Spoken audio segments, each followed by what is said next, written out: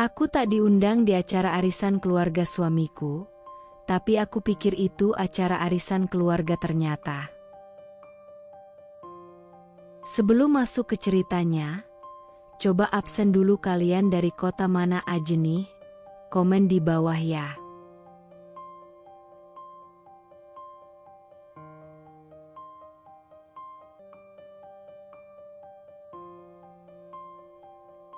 Sore itu langit tampak mendung, seakan ikut merasakan suasana hati Nadia yang tiba-tiba diliputi rasa ganjil. Di layar ponselnya, berderet unggahan dari anggota keluarga suaminya. Tertawa, berfoto bersama, menikmati hidangan mewah di teras belakang rumah Rina. Tapi ada satu hal yang membuat napas Nadia tercekat. Ia sama sekali tidak tahu bahwa hari itu ada acara. Matanya terpaku pada satu foto. Rina berdiri di tengah, mengenakan dress merah marun, dikelilingi oleh ipar-ipar dan mertua mereka. Semua terlihat bahagia. Tapi dirinya, tak terlihat bayangannya sama sekali. Ia menelan ludah, mencoba menahan rasa getir yang tiba-tiba menyelinap di dadanya. "Mas," panggil Nadia pelan saat suaminya baru saja masuk ke kamar, melepas dasi dengan gerakan malas. Jawabnya singkat, sambil menaruh ponsel di meja tanpa menoleh. "Mas, tadi ada acara di rumah Rina, ya?" Nadanya hati-hati, seolah takut mengusik sesuatu yang belum ia pahami. Suaminya hanya mengangkat alis sebentar, lalu menjawab ringan, "Oh, itu cuma arisan keluarga. Nggak penting kamu datang." Jawaban itu menampar perasaannya lebih keras dari yang bisa ia perkirakan. Hanya itu? Cuma arisan keluarga? Dan ia, yang sudah 5 tahun menikah, bukan bagian dari keluarga itu? Diam-diam Nadia memalingkan wajah, menatap bayangannya di cermin. Ada perasaan asing yang mulai tumbuh dalam dirinya. Campuran kecewa, bingung, dan sedih yang tak bisa ia uraikan. Sesuatu yang dulu pernah ia abaikan, kini kembali menggeliat. Ia mulai bertanya-tanya, sejak kapan ia tidak dianggap penting lagi? Malam itu, setelah menidurkan anaknya yang masih balita, Nadia duduk di sofa ruang tengah. Hening. Hanya suara detak jam dinding dan angin malam yang menyelinap lewat jendela yang terbuka sedikit. Ponsel di tangannya menyala, dan jari-jarinya secara refleks membuka aplikasi media sosial. Ia tidak mencari apa-apa, hanya ingin membunuh waktu, atau mungkin mengalihkan hati yang masih belum sepenuhnya pulih sejak sore itu. Tapi seolah semesta ingin menguji ketegarannya sekali lagi. Ia menemukan sebuah unggahan, lalu 2, 3, dan hatinya seperti dicekik pelan-pelan. Foto-foto dari pesta yang sama, tapi kali ini sudut pandangnya berbeda. Teman-teman Rina mengunggah momen-momen yang tidak ada di unggahan keluarga. Lampu-lampu gantung yang mewah, hiasan bunga yang menjuntai indah dari langit-langit tenda putih, dan Dinda. Nadia tertegun.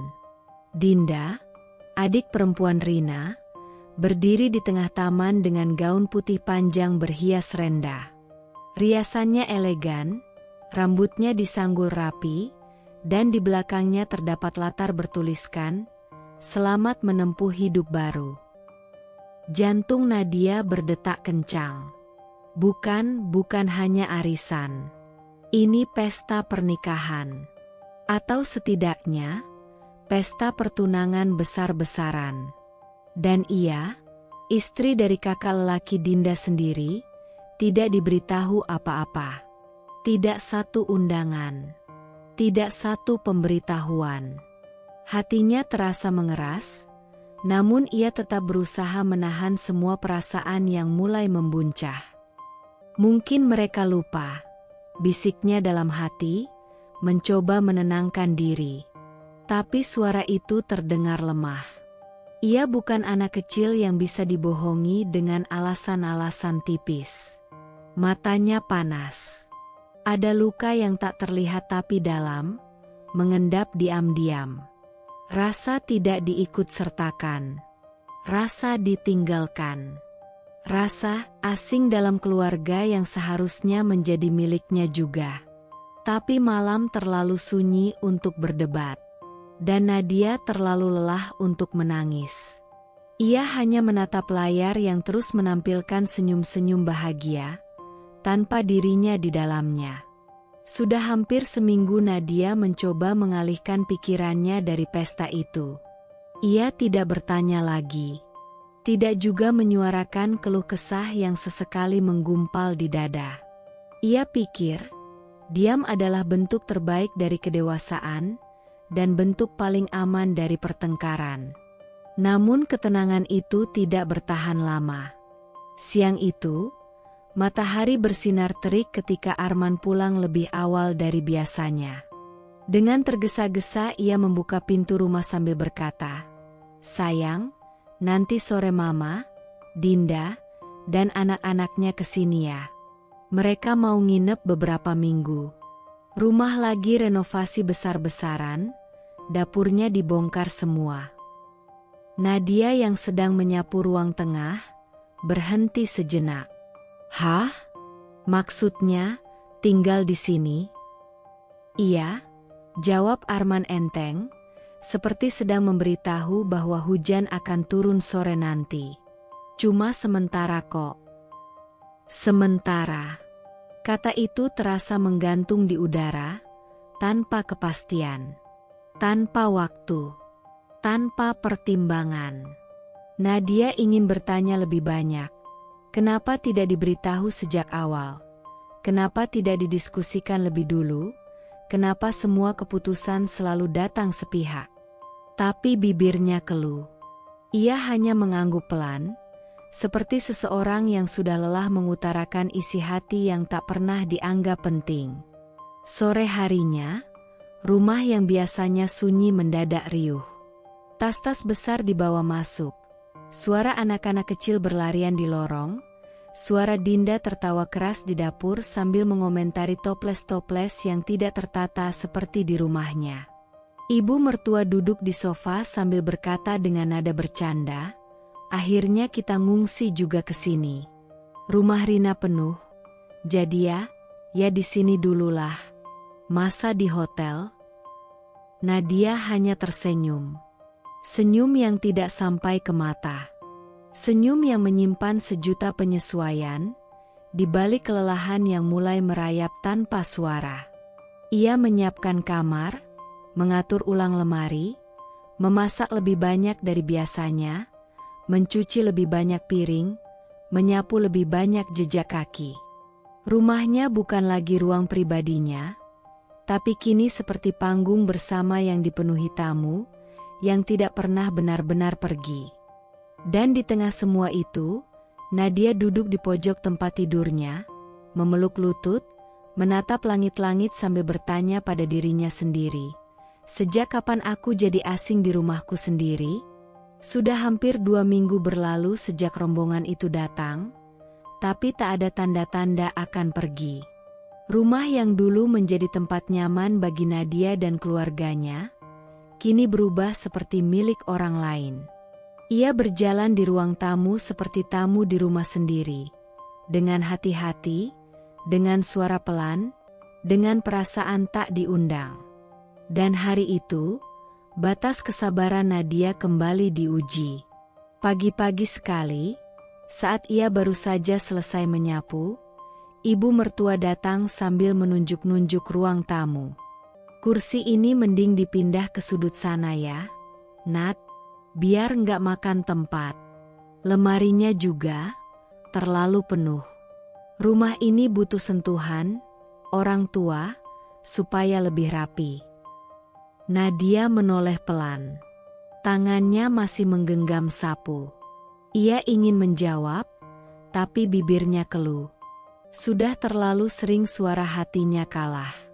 Tak lama berselang, saat makan siang, Ibu mertua kembali mengomentari masakannya. Sayur asemnya kurang asam. Dinda biasanya suka yang seger-seger. Kamu nggak pakai asam Jawa, ya? Nadia tersenyum tipis. Pakai, Bu. Mungkin kurang banyak aja. Ibu mertua hanya mendecak pelan. Dinda bilang di rumah Rina, masakannya lebih enak. Dan seolah belum cukup, sorenya Dinda kembali muncul. Kali ini bukan hanya sekadar berkunjung.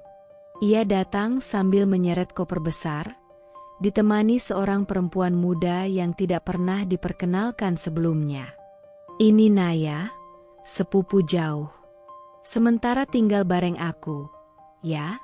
Kata Dinda santai sambil membuka pintu kamar tamu yang sudah sempit karena dua keponakan lainnya.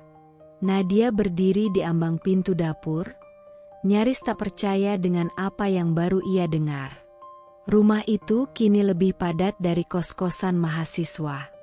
Tapi tak satu pun dari mereka tampak merasa bersalah. Mereka berbagi ruang, tapi bukan beban. Semua dibiarkan mengalir, dan Nadia, lagi-lagi, menjadi penonton dalam hidupnya sendiri. Malam itu, ia duduk sendiri di pojok kamar, hanya ditemani suara kipas angin yang berdengung lemah. Ia memandang sekeliling. Dinding ini pernah ia pilih catnya. Furnitur ini ia cicil bertahun-tahun. Dapur ini ia bangun sedikit demi sedikit dari uang tabungannya. Tapi kini, semua diatur orang lain.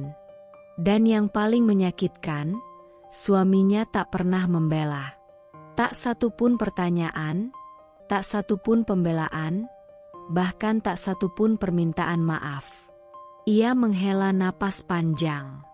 Nadia mulai bertanya-tanya, bukan hanya tentang rumahnya yang kini bukan lagi miliknya, tapi tentang pernikahan yang terasa seperti satu-satunya ruang sempit yang tersisa, tempat ia berdiri sendiri perlahan-lahan, terpinggirkan. Perasaan manusia seringkali menangkap sesuatu yang tak tertangkap oleh logika. Sebuah ketidaknyamanan yang samar, seperti kabut tipis yang perlahan menyelimuti ruang hati, tanpa bisa dijelaskan secara konkret. Namun Nadia tahu, ia merasakannya. Perubahan itu ada, getaran asing itu nyata. Sudah beberapa hari ia menyaksikan interaksi antara Dinda dan suaminya, Arman, yang mulai keluar dari batas kewajaran. Pada awalnya ia berusaha menyangkal, mencoba berdamai dengan pikiran-pikiran yang dianggapnya terlalu sensitif. Tapi naluri seorang istri, sekaligus seorang perempuan yang mengerti bahasa tubuh dan nada bicara, tidak mungkin ia abaikan begitu saja. Di suatu siang yang terik, saat ia baru pulang dari pasar membawa 2 kantong belanja yang berat, langkahnya terhenti di depan pintu ruang tengah. Suara tawa menggema dari dalam rumah. Bukan tawa ringan yang biasa, tapi tawa yang panjang, yang penuh kedekatan, dan entah kenapa membuat hatinya tercekat. Perlahan ia menapaki lorong rumah dan mendapati pemandangan yang mengiris nuraninya. Dinda duduk terlalu dekat dengan Arman di sofa. Wajahnya menghadap Arman, tubuhnya condong ke arah suaminya, dan tangan kanannya menyentuh lengan Arman dengan gerakan yang menurut Nadia tidak sepantasnya. "Mas, lihat deh. Meme ini lucu banget. Aku suka kalau Mas ketawa gitu. Gemes," ujar Dinda sambil mencolek lengan Arman dan tertawa renyah. Arman hanya tersenyum. Senyum yang selama ini jarang ia tunjukkan kepada Nadia. Senyum yang dulu membuatnya jatuh cinta. Dan kini, senyum itu diberikan pada orang lain. Di rumah yang dibangun dari kerja keras mereka berdua. Nadia berdiri di ambang pintu, napasnya berat, matanya panas. Ia tidak tahu mana yang lebih menyakitkan. Melihat kedekatan itu, atau menyadari bahwa suaminya tidak merasa perlu menjaga jarak. Ia melangkah masuk perlahan, seolah tak ingin suaranya mengganggu kehangatan semu yang sedang berlangsung di ruang itu. "Mas, bantuin aku bawa belanjaan, ya?" katanya pelan, hampir tanpa tenaga. Arman menoleh, lalu berdiri cepat. "Oh, iya, sayang," katanya, seolah baru sadar keberadaannya. Dinda hanya tersenyum datar. "Wah, Kak Nadia dari pasar ya? Pasti capek banget. Tapi bajunya keren juga tuh. Cocok buat belanja," sindirnya sambil berdiri dan pergi ke dapur. Nadia tak membalas. Hatinya sudah terlalu penuh untuk menanggapi sindiran halus itu. Ia membawa belanjaan ke dapur, menyusun bahan masak di atas meja sambil mencoba menahan air mata yang mengambang di pelupuk. Malamnya, saat rumah sudah sunyi dan anak mereka sudah terlelap, Nadia duduk di tepi ranjang, menunduk dalam diam.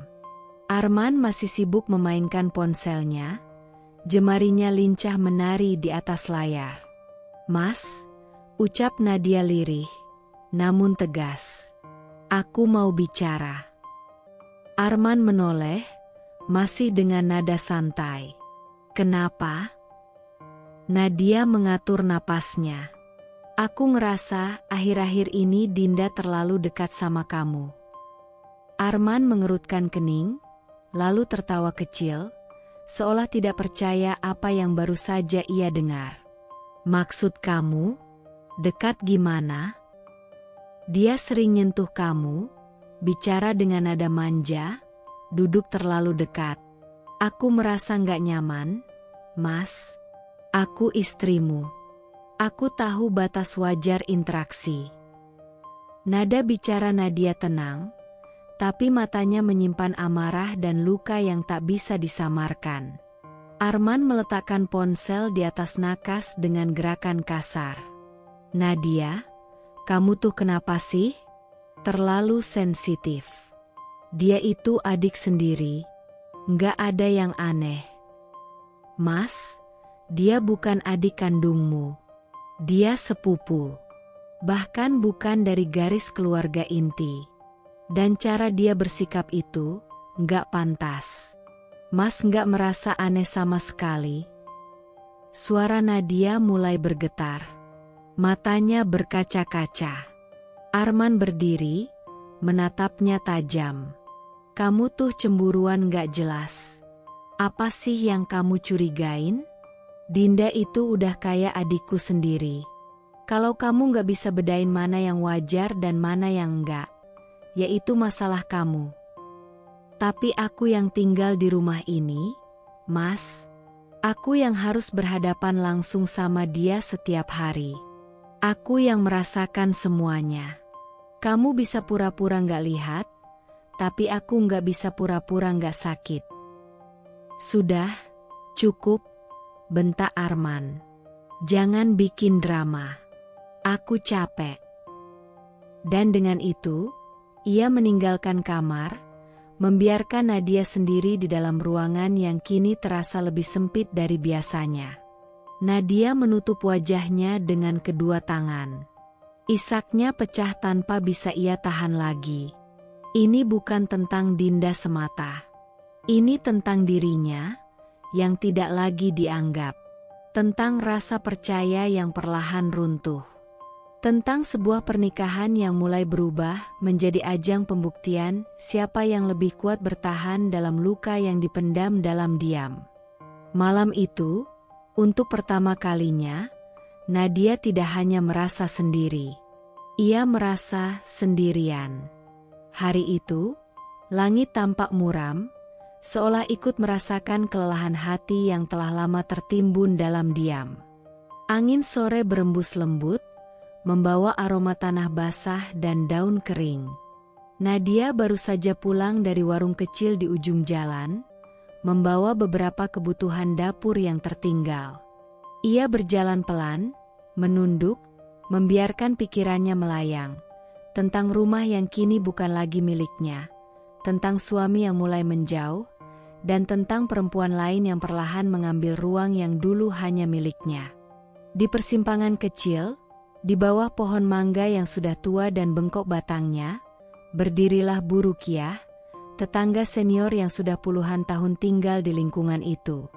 Wajahnya dipenuhi keriput bijak, dan matanya yang sipit tampak mengamati Nadia dengan sorot yang berbeda dari biasanya. "Assalamualaikum, Bu Nadia," sapanya dengan suara rendah. "Waalaikumsalam, Bu," jawab Nadia, mencoba tersenyum sopan. Bu Rukiah menatap ke arah rumah Nadia, lalu kembali menatapnya. "Boleh Ibu ngomong sebentar? Tapi, jangan bilang siapa-siapa." Nadia mengerutkan kening, lalu mengangguk. Mereka berdiri di sisi jalan, berdua saja, dengan suara pelan nyaris berbisik. "Itu, yang pesta di rumah Rina minggu lalu, kamu gak diundang ya?" Pertanyaan itu menusuk langsung ke titik paling rapuh di dalam hati Nadia. Ia mencoba tersenyum, meski senyum itu tak sempat tumbuh.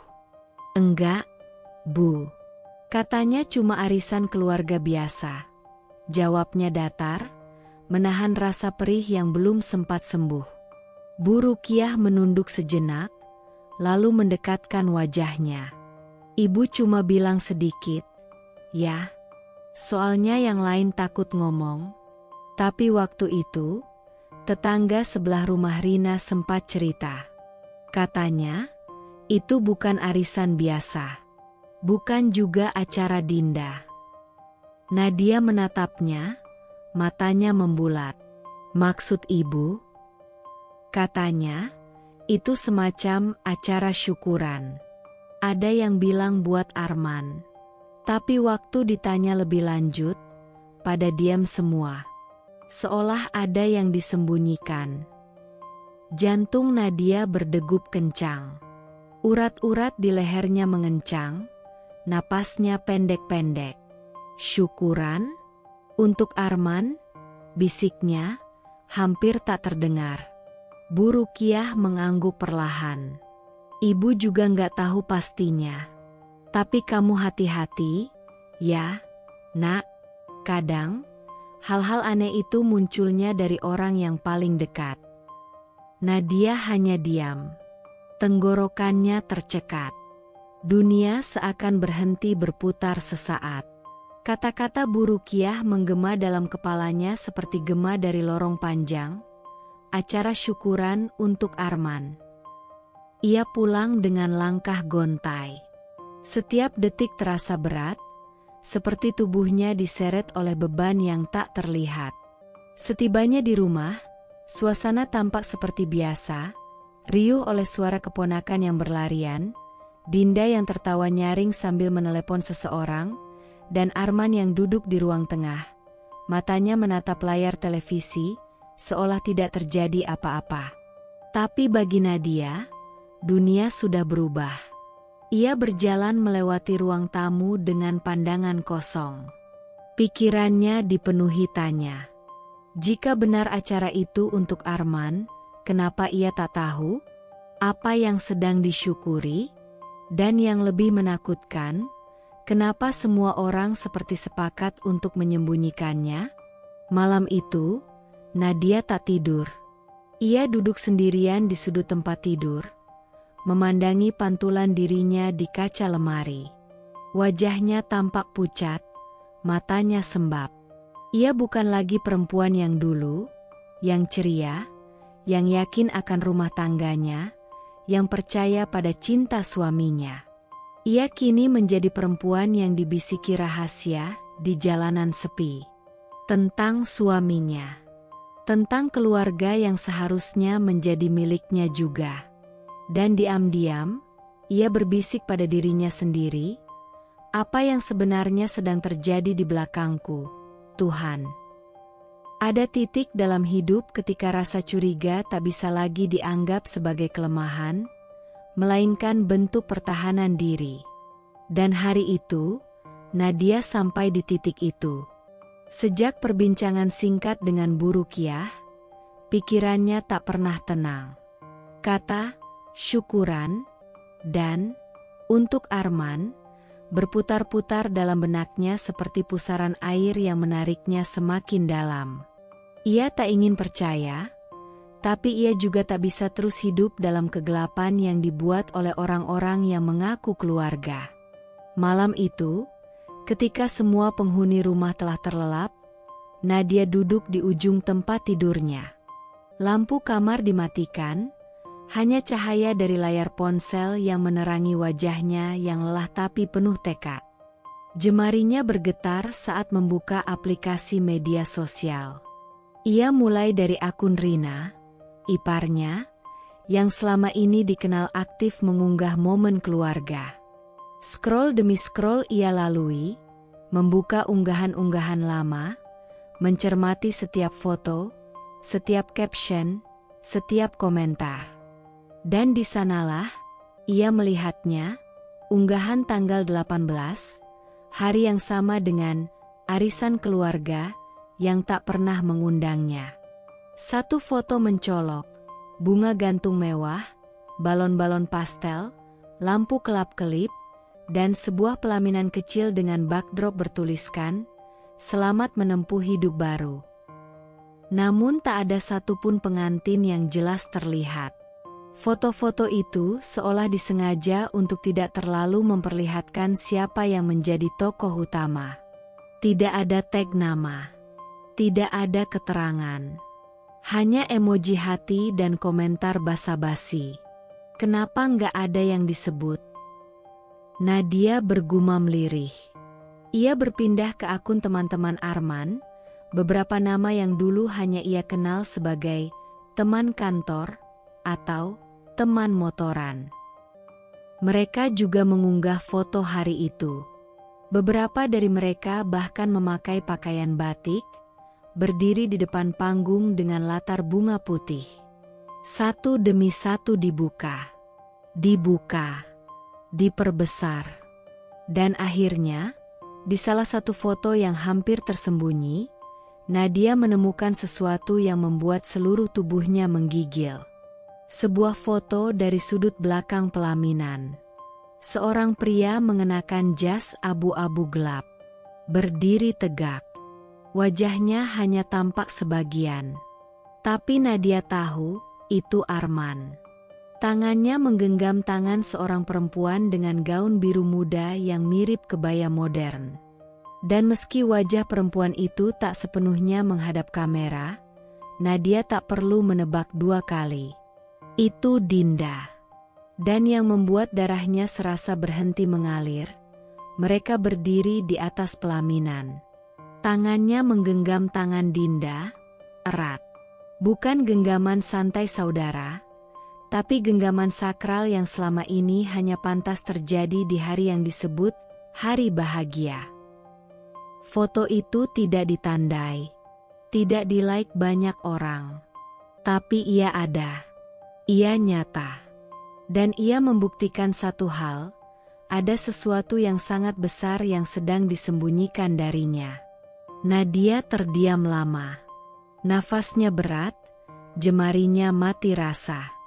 Ponsel masih di tangannya, tapi tubuhnya seolah tak lagi miliknya. Air matanya jatuh, tanpa suara, tanpa isak. Bukan karena kaget, bukan karena kecewa, tapi karena kenyataan yang selama ini ia rasakan samar, kini hadir dengan jelas dan tanpa ampun. Ia merasa seperti orang yang selama ini diajak bermain dalam sandiwara panjang. Rumahnya menjadi panggung. Orang-orang yang ia cintai adalah aktor. Dan ia penonton yang tertawa dalam kebodohan. Ponselnya ia letakkan pelan di atas meja. Ia berdiri, berjalan ke depan cermin. Wajahnya pucat. Matanya sembab. Tapi di balik itu semua, ada sesuatu yang baru muncul. Tatapan dingin seorang perempuan yang akhirnya memilih untuk berhenti diam. Malam itu tak lagi sunyi. Rumah yang biasanya terlelap selepas pukul 10 kini dipenuhi ketegangan yang menggantung di udara, seperti badai yang menunggu saatnya meledak. Nadia duduk di ruang tamu dengan ekspresi yang tak biasa.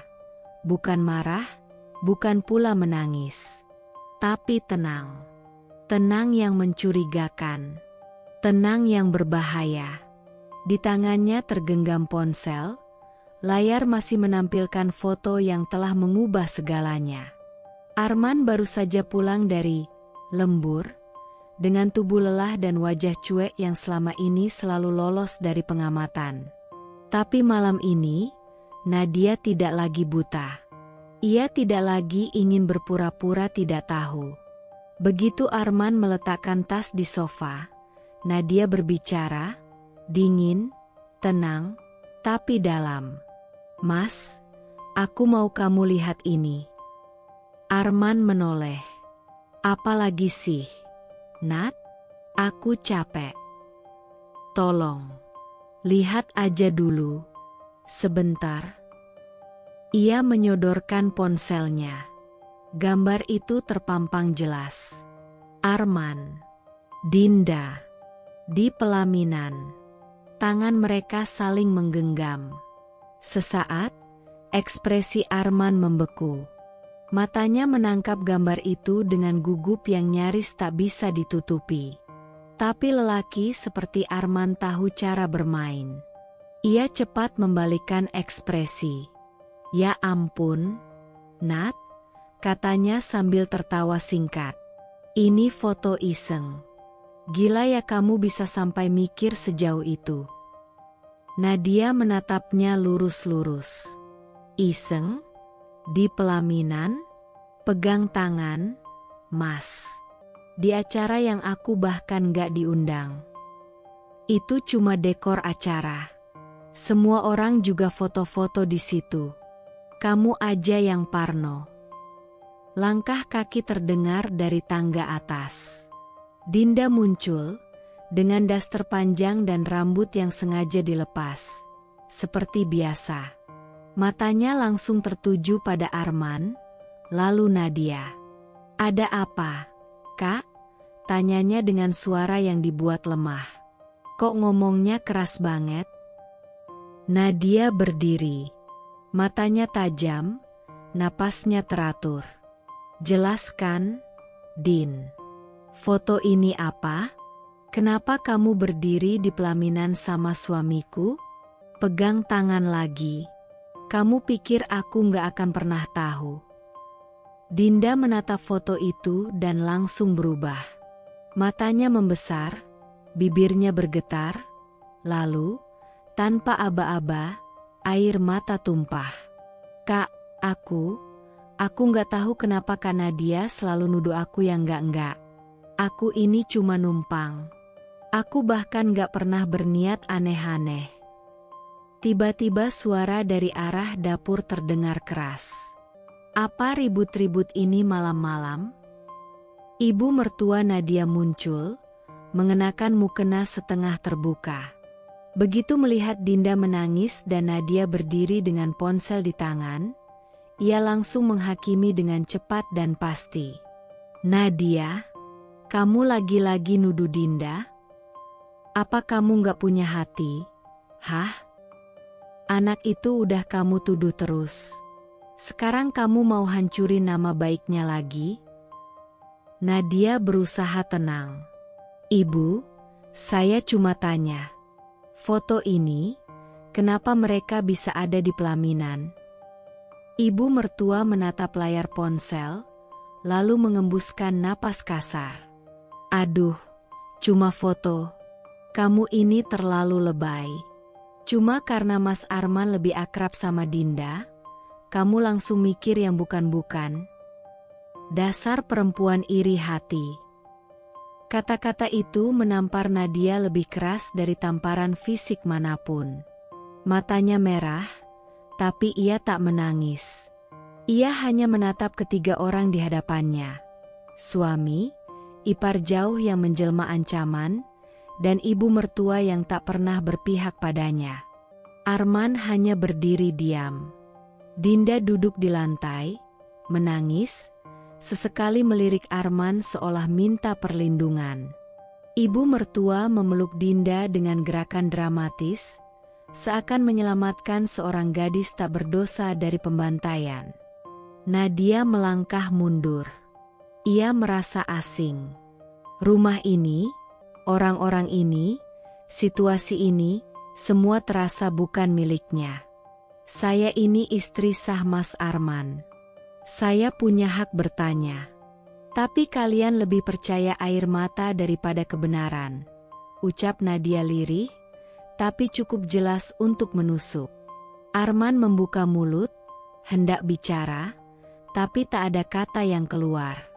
Dinda menyandarkan kepalanya di bahu ibu mertua, masih menangis. Aku capek, Tante. Aku mau pulang aja. Kak Nadia benci aku. Enggak, kamu tetap di sini. Tante nggak akan biarin kamu dizalimi, seru ibunya, seolah Nadia telah berubah menjadi penyihir jahat dalam drama keluarga. Nadia melangkah pelan ke kamarnya. Pintu ia tutup perlahan. Tak ada teriakan, tak ada bantingan, hanya seng. Dan dalam sunyi itu, Nadia tahu, ini bukan lagi rumah. Ini adalah medan perang. Dan ia harus memutuskan apakah ia akan bertahan, melawan, atau pergi dengan kepala tegak. Hari-hari berlalu dalam keheningan yang mematikan. Nadia mulai merasakan bahwa rumahnya bukan lagi tempat yang ia kenal. Setiap sudut yang dulu terasa hangat kini terasa dingin dan asing. Pintu-pintu yang terbuka lebar dulu, kini tertutup rapat. Tak ada lagi canda tawa Arman di pagi hari. Tak ada lagi percakapan ringan tentang mimpi dan harapan. Yang ada hanyalah kebisuan yang menyesakkan dada. Dinda, yang mulai mengambil ruang lebih besar di rumah itu, mengenakan pakaian yang semakin provokatif. Seolah-olah ia sengaja ingin menunjukkan bahwa dia tidak lagi hanya sekadar tamu. Tank top ketat, celana pendek yang terlalu pendek, rambut yang selalu terurai bebas. Semuanya seperti sebuah pertunjukan yang tak pernah ia minta, tapi dipaksakan ada di hadapannya. Nadia melihat semua itu dengan perasaan yang terpendam, menahan rasa sakit yang perlahan menembus jantungnya. Setiap kali Dinda melintas di hadapannya, Nadia merasakan udara yang semakin berat, seolah-olah segala sesuatu di sekitarnya mulai menghimpit, menyakitkan, membuatnya merasa tidak diinginkan. Malam itu, suasana rumah semakin hening. Keponakan-keponakan sudah tidur. Ibu mertua tertidur dengan derap napas beratnya di ruang tengah. Tapi Nadia masih terjaga. Di tengah malam yang sunyi, ia masih merasakan ketegangan yang mengalir dalam setiap denyut nadinya. Arman, suaminya, tidak ada di kamar. Seperti biasa, ia memilih tidur di ruang bawah bersama ibu. Alasan yang selalu sama, aku capek. Nat, aku tidur di bawah sama ibu. Kata-kata itu, meskipun terdengar biasa, kini seperti duri yang menusuk dalam setiap pengulangan. Nadia menatap ke arah tempat tidur mereka yang kini terasa kosong. Tempat yang dulu penuh dengan kebersamaan, kini hanya menyisakan kesepian. Langkah kaki terdengar pelan dari bawah. Nadia mengangkat kepalanya dan melihat Arman berjalan naik dengan wajah lelah. Ia melewati kamar mereka tanpa berkata sepatah kata pun. Seperti biasa, ia tak memberi penjelasan.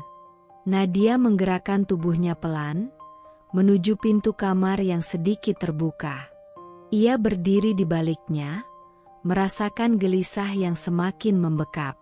Arman mengeluarkan pakaian dari lemari dengan cepat, matanya terfokus pada ponsel di tangannya. Ia tampak begitu sibuk, seperti ada yang lebih penting dari sekadar berbicara dengan istrinya. Nadia menatapnya, mencoba memecah kebisuan yang mencekam. Mas, suaranya lembut, hampir tak terdengar. Kenapa nggak tidur di kamar? Mas, kenapa nggak bareng aku? Arman berhenti sejenak, lalu menoleh. Ada kelelahan yang jelas terpancar di wajahnya, tapi juga ada ekspresi yang Nadia kenal, kesal dan tertekan. Aku capek, Nat. Aku tidur di bawah aja sama ibu. Lagian, tidur di bawah Adem. Itu saja jawabannya. Tidak ada penjelasan lebih lanjut. Tidak ada sedikit pun keinginan untuk mengungkapkan apa yang sebenarnya terjadi. Tidak ada rasa peduli. Nadia menelan ludah. Jantungnya berdegup lebih kencang. Setiap kata itu mengiris lebih dalam. Capek? Ia bertanya lagi. Kali ini suaranya lebih dalam, penuh dengan rasa sakit yang terpendam. Mas, aku capek juga. Capek melihat semua ini. Capek melihat kamu jauh dari aku. Arman menoleh, matanya penuh dengan kelelahan yang jelas. Kamu gak ngerti, Nat. Aku cuma butuh waktu buat sendiri. Jangan kayak gini terus. Capek, beneran? Jawabnya dengan suara datar, seolah tidak ada hal yang perlu diperdebatkan lagi. Dan Nadia tahu, dalam hati yang terluka, bahwa kata-kata itu bukan hanya karena kelelahan fisik. Itu adalah pengakuan yang tidak terucapkan, bahwa ia sudah terjebak dalam sesuatu yang lebih besar dari yang ia duga. Ia sudah kehilangan tempatnya. Kehadirannya sudah tak lagi dihargai. Suaminya sudah memilih untuk berjarak, memilih untuk tidur dengan ibu dan Dinda, seolah-olah dirinya sudah tak penting. Kemudian, Nadia mengalihkan pandangannya ke ruang keluarga. Dari balik pintu yang sedikit terbuka, ia melihat Dinda, di sana, berbaring di sofa, mengenakan piyama yang sangat ketat, dengan rambut yang dibiarkan terurai. Lampu ruang tengah hanya menyisakan sedikit cahaya temaram, dan Nadia melihatnya tertawa bersama Arman. Lembut, pelan, penuh keakraban yang semakin menekan hatinya. Kenapa mereka seperti ini? Pikir Nadia. Kenapa Dinda berani bertindak seperti pemilik rumah, sementara ia sendiri, sang istri sah, terpinggirkan? Kenapa Arman tampak begitu nyaman dengan semua itu? Ia merasa dirinya begitu kecil, tak berarti, dan hanya menjadi bayangan yang mengintai di sudut-sudut rumah yang dulu penuh dengan cinta. Nadia menatap mereka dari balik pintu, tubuhnya kaku. Hatinya tercekat. Lalu, tanpa sadar, air mata mulai jatuh di pipinya. Kapan semua ini dimulai? Ketika, apa yang telah salah dengan pernikahannya? Apa yang telah ia lakukan hingga tiba pada titik ini? Tidur terpisah, kehadiran Dinda yang semakin mendominasi, sikap Arman yang dingin dan menjauh, semua itu terlalu banyak untuk ditanggungnya. Semua itu menyakitkan lebih dari yang bisa ia ungkapkan. Ia mundur perlahan, berjalan kembali ke kamarnya. Pintu kamar ia tutup pelan, mengunci dirinya dari dunia luar. Tiba-tiba, ia merasa seperti seorang asing di rumah yang dulu ia sebut sebagai rumahnya sendiri. Tak ada lagi kehangatan, tak ada lagi pelukan.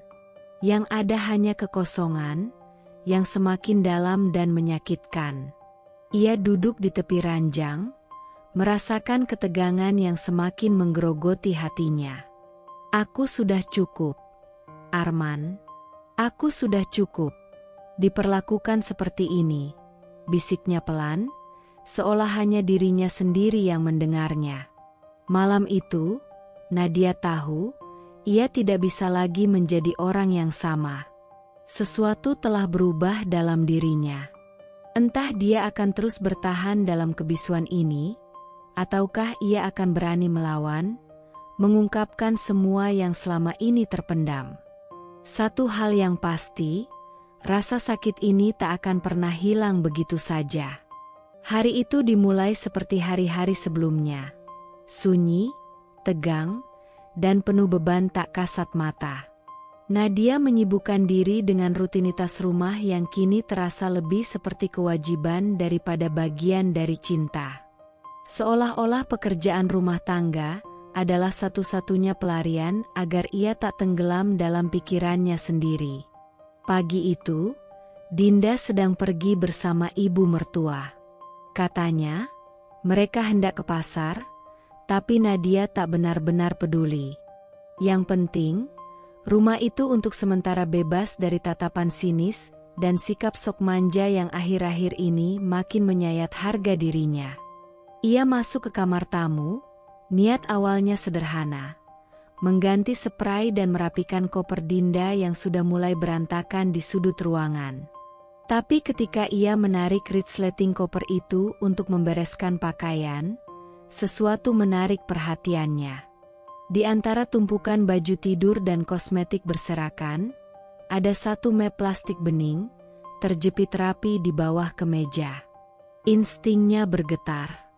Dengan tangan gemetar, ia mengambil map itu dan membukanya perlahan. Matanya langsung tertumbuk pada selembar dokumen resmi berkop KUA. Ia membaca nama yang tercantum di sana, dan dunia seolah berhenti berputar. Akta nikah. Arman Ramadan Udinda Safira. Dadanya seketika sesak. Matanya membaca dan mengulang. Tangannya menggenggam keras kertas itu. Tanggalnya, tanggal di mana Rina mengadakan pesta besar. Hari di mana ia tidak diundang. Hari di mana Arman berkata, "Itu cuma arisan keluarga, gak penting kamu datang." Nadia terjatuh duduk di lantai. Nafasnya tak teratur, matanya memanas. Dunia seperti runtuh di sekelilingnya. Setiap detik yang ia lalui selama beberapa minggu terakhir kini terasa seperti jebakan yang disusun rapi. Ia bukan hanya diabaikan. Ia bukan hanya dicurangi. Ia dikhianati sepenuh-penuhnya. Ia menatap kertas itu seolah berharap ia salah baca.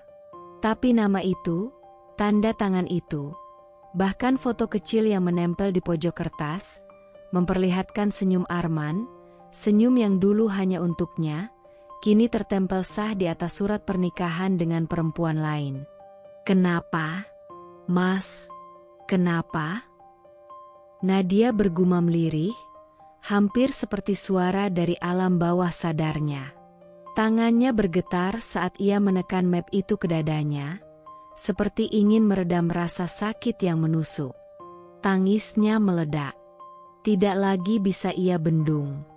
Bukan hanya air mata, tapi seluruh tubuhnya berguncang, seperti tubuh yang tak lagi mampu menahan beban pengkhianatan yang begitu nyata. Beberapa jam kemudian, suara pintu depan terbuka.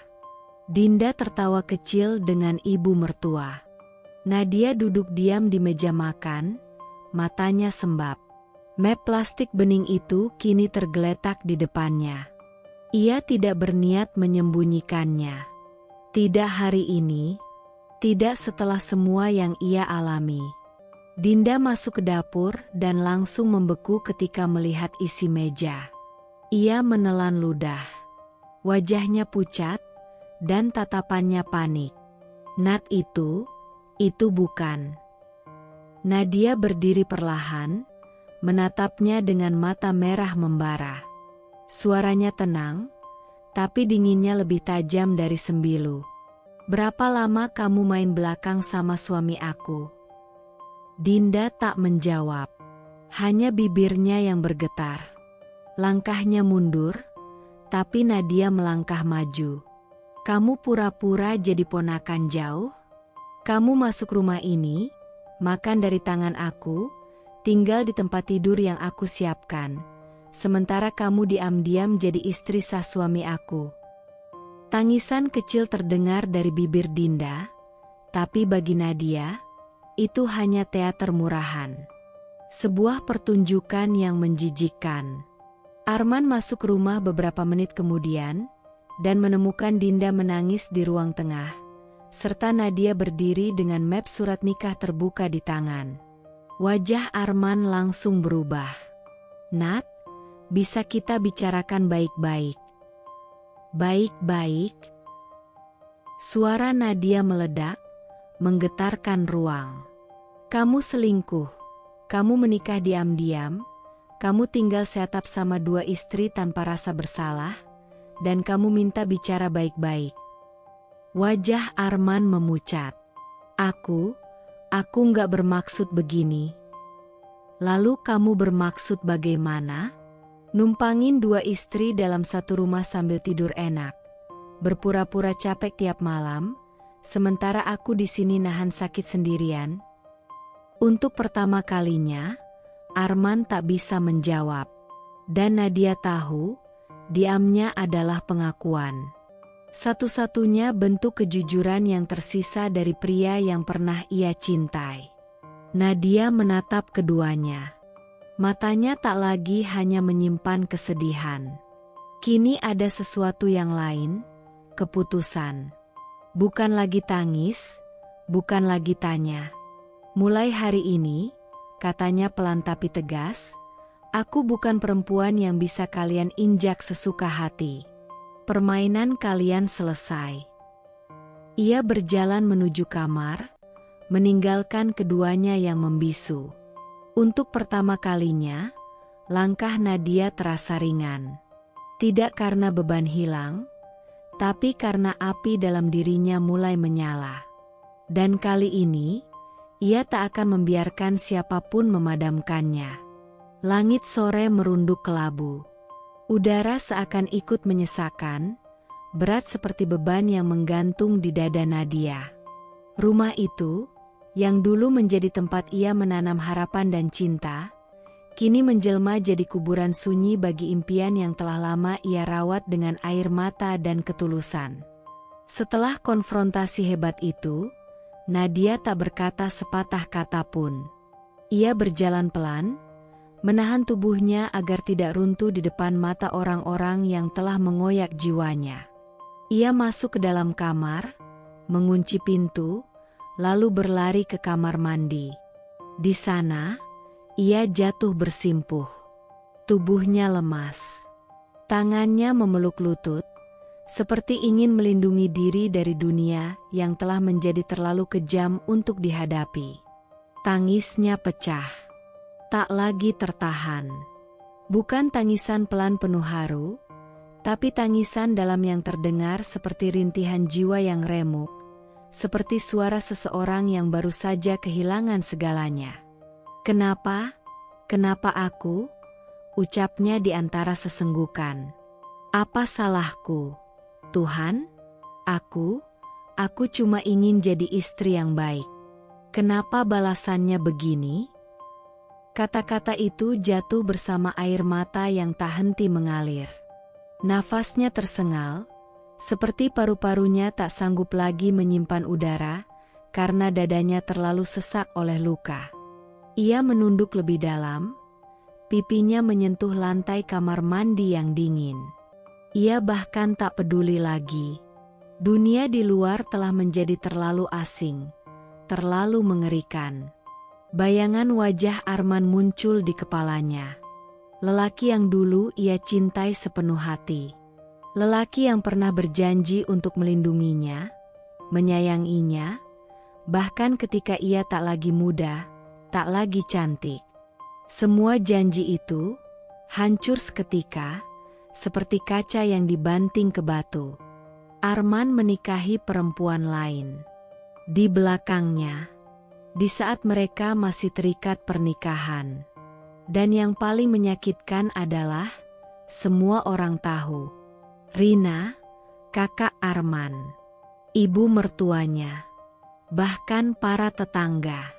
Semua ikut berperan dalam kebohongan besar itu. Semua diam. Semua berpura-pura. Ia dijadikan bodoh, diperdaya, dan dihancurkan dalam diam.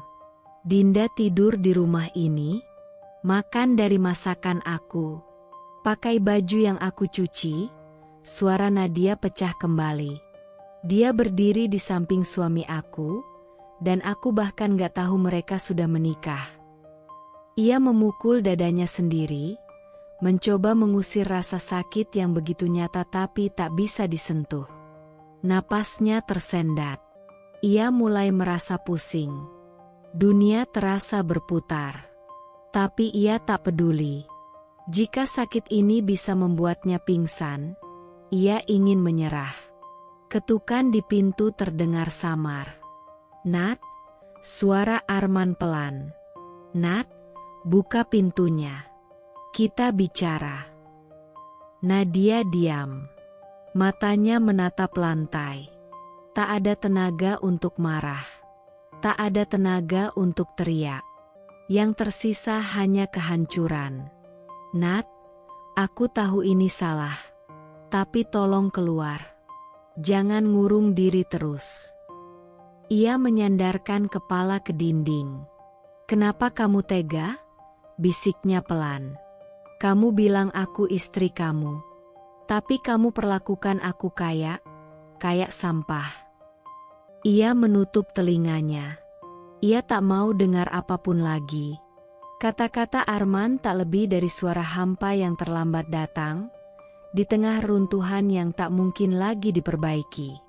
Waktu berjalan, entah berapa lama ia menangis di sana. Sampai tubuhnya kelelahan. Sampai air matanya mulai kering.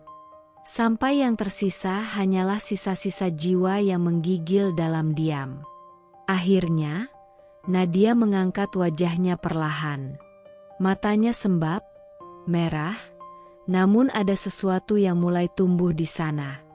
Bukan lagi luka yang menangis, tapi kesadaran bahwa tak ada yang akan menyelamatkannya, kecuali dirinya sendiri.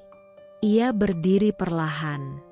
Tubuhnya masih lemas, tapi ada tekad yang perlahan-lahan muncul dari dasar luka terdalam. "Kalau mereka semua bersekongkol untuk menghancurkan aku," bisiknya lirih, "aku akan bangkit sendiri. Dan mereka akan tahu, aku bukan wanita yang bisa mereka injak sampai mati." Nadia berjalan keluar kamar mandi, wajahnya masih basah, tapi langkahnya mulai lebih pasti. Ini bukan akhir. Ini permulaan dari sesuatu yang lebih besar. Dan untuk pertama kalinya sejak semua ini terjadi, Nadia tahu, ia tak akan menyerah. Pagi itu, udara rumah terasa lebih dingin dari biasanya. Bukan karena cuaca, melainkan karena tatapan, sikap, dan kata-kata yang dilemparkan kepadanya seperti anak panah tanpa ampun. Nadia duduk di meja makan, mencoba menegakkan kepala meski hatinya masih remuk. Ia menyendok nasi dengan tangan gemetar, tapi tetap diam. Ia tahu, rumah itu tak lagi menjadi tempatnya bernaung. Tapi ia juga belum siap pergi, belum sebelum dirinya berdiri dengan harga diri utuh. Ibu mertua duduk di seberang meja, memperhatikan Nadia dari ujung mata. Sesekali ia mendengus pelan, dan akhirnya bicara dengan nada seperti menumpahkan racun yang selama ini ia tahan. "Ya, namanya laki-laki, pasti ingin yang muda, segar. Dinda itu kan masih 26, paslah buat Arman. Masih bisa diajak ngobrol soal tren, bukan cuma soal sabun cuci dan resep sayur asem." Nadia diam. Tapi diamnya bukan karena lemah, melainkan karena terlalu dalam luka itu, terlalu dalam hingga suara pun tak sempat naik ke permukaan. Ia menunduk, menelan rasa pahit bersama nasi di mulutnya. Rina, iparnya, masuk ke ruang makan dengan gaya santai, sambil memainkan ponselnya. Ia tertawa pelan, lalu duduk di samping ibunya. "Dari dulu kamu tuh terlalu diam, Nat," katanya tanpa menatap. "Terlalu kuno. Gaya ngomong aja kayak ibu-ibu tahun 90-an. Nggak cocok lagi buat Arman. Sekarang tuh, laki-laki butuh pasangan yang fun, yang up to date." Nadia menoleh perlahan. Matanya kosong, tapi bibirnya mulai bergetar. Jadi aku salah, karena jadi istri yang nurut dan gak cerewet, ya? Ucapnya lirih. Rina tertawa pelan, cemoohan penuh nada angkuh. Bukan salah. Cuma ya, gak semua laki-laki bisa tahan sama istri yang terlalu baik, tapi ngebosenin. Ibu mertua menimpali, lagian kamu tuh terlalu kaku. Dari dulu aku lihat kamu kayak robot. Semua serba dijadwal, serba teratur. Laki-laki tuh, Nat, butuh kejutan, butuh warna. Dan Dinda bawa itu. Dinda. Nama itu kembali disebut. Seperti mantra kutukan. Perempuan yang datang seperti bayangan samar, lalu perlahan berubah jadi duri di hati, kini disebut sebagai solusi yang lebih berwarna daripada dirinya. Nadia berdiri perlahan. Napasnya berat. Matanya berkaca-kaca, tapi tetap ia tahan. Kalian semua tega, ngomong seolah-olah aku ini benda mati. Padahal aku yang dari awal jagain rumah ini. Aku yang dampingi Arman dari nol. Aku yang tidur di lantai waktu dia bangun usaha. Tapi sekarang aku dianggap kuno, cuma karena aku gak manja dan gak pamer belahan dada. Rina membalas cepat. Nat, jangan baper. Ini realita. Dunia berubah. Laki-laki juga punya hak bahagia. Hak bahagia? Dengan menghancurkan hati orang lain? Nadia menggigit bibirnya. Ia tahu, jika ia terus di sana, ia akan meledak. Tapi justru dalam keheningan itu, kekuatan mulai tumbuh. Ia menatap Rina dan ibu mertuanya, dengan wajah penuh luka, tapi juga perlahan berubah menjadi wajah seorang perempuan yang takkan diam lebih lama. Kalian pikir aku akan lari sambil menangis? Enggak, aku akan tetap di sini. Tapi bukan sebagai korban. Aku akan tunjukkan siapa sebenarnya yang pantas berdiri di rumah ini. Ia melangkah pergi meninggalkan meja makan. Tubuhnya masih terasa rapuh, tapi dalam dirinya, api kecil mulai menyala. Api perlawanan. Api harga diri yang tak bisa dipadamkan dengan sindiran, hinaan, atau kehadiran perempuan manapun. Langit sore itu seperti turut merunduk. Sisa sinar matahari menyelinap masuk lewat celah tirai ruang keluarga, membentuk garis-garis keemasan yang memudar di lantai. Di sudut ruangan, Nadia duduk bersila di atas karpet, menekuni buku gambar sambil membantu anak semata wayangnya, Raka, yang baru berusia 7 tahun, mewarnai gambar gunung. Beberapa detik hening, hanya suara pensil warna yang bergesek dengan kertas, sesekali diiringi helaan nafas pendek dari Raka. Tapi entah kenapa, hati Nadia gelisah. Ia merasa, akan ada sesuatu yang keluar dari mulut mungil itu, sesuatu yang tak akan sanggup ia jawab. Dan benar saja. Tanpa menoleh, Raka bertanya lirih, seperti bisikan kecil yang mengguncang dunia. Mama, kenapa papa sekarang sering sama Tante Dinda? Pena di tangan Nadia terlepas. Jantungnya terasa berhenti berdetak sesaat. Nafasnya tercekat. Ia menoleh perlahan, menatap wajah kecil di hadapannya, wajah polos dengan mata bulat yang belum tahu apa-apa tentang kejamnya dunia orang dewasa. Tadi pagi, aku lihat papa duduk di taman sama Tante Dinda. Mereka ketawa-ketawa. Papa megangin tangan Tante Dinda. Terus, Tante Dinda bisik-bisik ke papa, kayak mama kalau dulu suka bisik aku waktu mau tidur. Senyum kecil tersungging di wajah Raka, tanpa sadar bahwa kata-katanya menusuk dada ibunya seperti sembilu tajam. Nadia terdiam. Bibirnya terbuka sedikit, tapi tak ada suara yang keluar. Lidahnya keluh. Air matanya menumpuk di pelupuk, tapi belum tumpah. Ia menggenggam lututnya erat-erat, mencoba menahan tubuhnya agar tak roboh di depan anaknya sendiri. "Raka sayang," suaranya akhirnya keluar.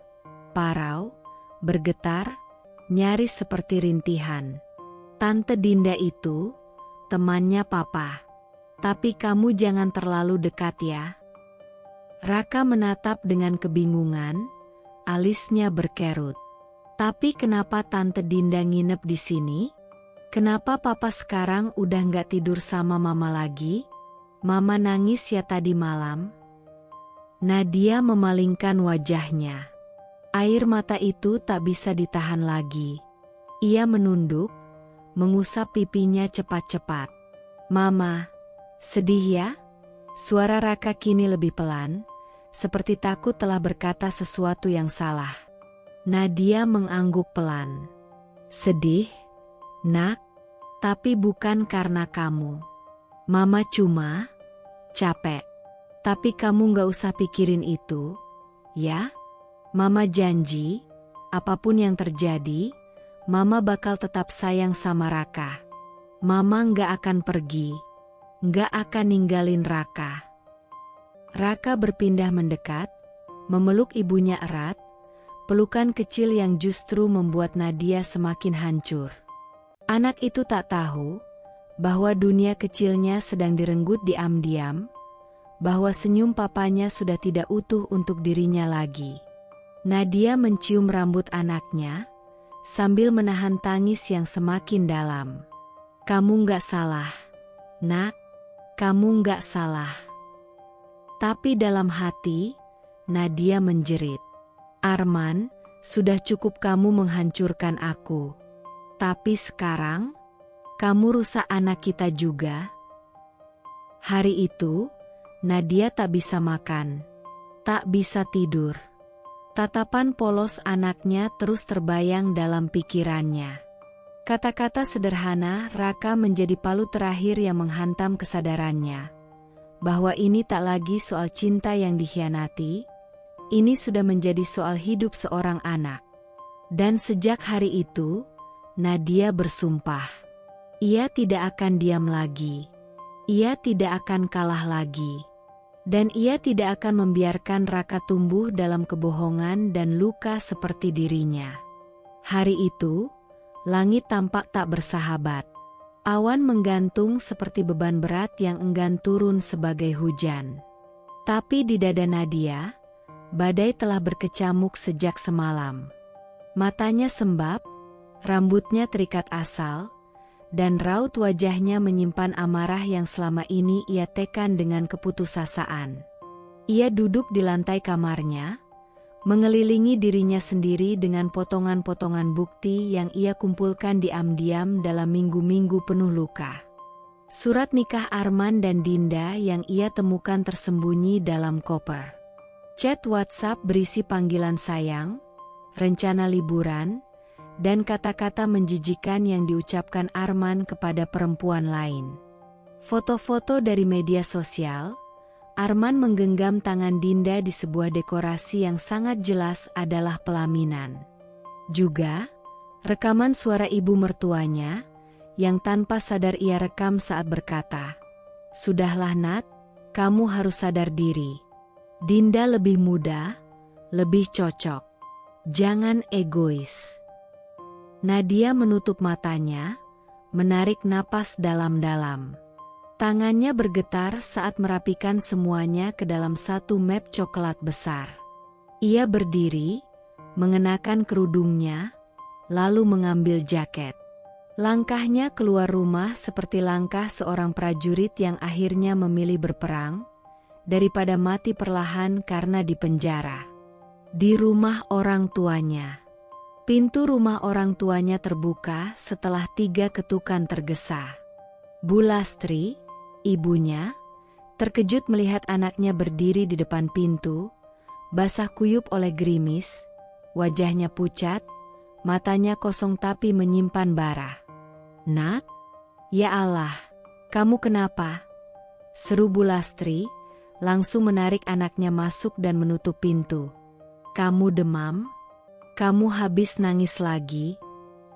Nadia tak menjawab. Ia hanya membuka tasnya, mengeluarkan map coklat, dan menaruhnya di atas meja makan dengan suara keras yang mengejutkan ayahnya, Pak Harto, yang sedang membaca koran. Ini, Pak, Bu, semua sudah jelas. Semua sudah aku kumpulkan. Bukti kalau aku sudah dihancurkan oleh orang yang paling aku percaya. Pak Harto menatap map itu dengan dahi berkerut.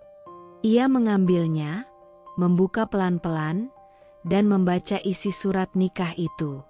Arman, menikah lagi, suaranya parau, seolah tak percaya. Dengan Dinda? Bu Lastri merapat ke map, melihat deretan foto dan tangkapan layar percakapan. Ya Allah, ini beneran? Dinda? Yang selama ini tinggal di rumahmu? Yang katanya ponakan jauh? Yang bilang cuma numpang? Nadia akhirnya bersuara, suara yang penuh luka, penuh amarah, dan kelelahan yang tak lagi bisa disembunyikan. Iya, Bu, mereka semua bohong. Ibu mertuaku tahu. Rina tahu. Mereka semua tutup mulut. Sementara aku tinggal serumah sama pelakor yang ternyata istri sah suamiku sendiri. Kamu tahu, Bu? Aku masakin mereka tiap hari. Aku cuci baju mereka. Aku diam saat Dinda menggoda Arman di depan mataku. Karena aku pikir, aku yang salah. Tapi ternyata aku hanya sedang dibodohi. Dibungkam. Bu Lastri menutup mulutnya dengan tangan, menangis. Astagfirullah, anakku. Pak Harto berdiri dengan wajah merah padam. Tangannya mengepal begitu kuat hingga sendi-sendinya memutih. Kurang ajar. Kurang ajar itu laki-laki. Aku percaya sama dia. Aku yang serahkan kamu ke dia dengan restu, dengan doa. Tapi dia malah mempermainkanmu seperti ini. Nadia menggeleng, menahan air mata yang sudah tak bisa dicegah. Aku diam, Pak. Selama ini aku diam. Aku tahan semua hinaan dari ibu mertuaku. Aku tahan saat Arman mulai tidur di bawah dan bilang dia capek. Aku tahan waktu anakku tanya kenapa papanya lebih sayang Tante Dinda. Tapi hari ini, aku nggak tahan lagi. Aku nggak mau anakku tumbuh dalam rumah penuh kebohongan.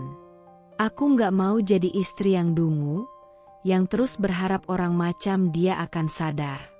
Dia tidak akan sadar, karena dia tidak merasa bersalah. Bu Lastri mendekat dan memeluk anaknya. Tangis mereka pecah dalam pelukan itu, dua perempuan dari dua generasi, tapi sama-sama tahu, luka perempuan tak pernah sederhana. Kamu nggak sendiri, Nat. Kamu nggak sendiri. Kamu pulang ke rumah ini, dan kami akan lindungi kamu. Anak kamu, cucu kami, akan kami jaga. Pak Harto menyambar jaketnya. Aku akan temui Arman. Aku akan buat dia tahu kalau anakku bukan perempuan lemah yang bisa diinjak. Aku akan buat dia sadar, dia telah menghancurkan keluarganya sendiri. Nadia berdiri.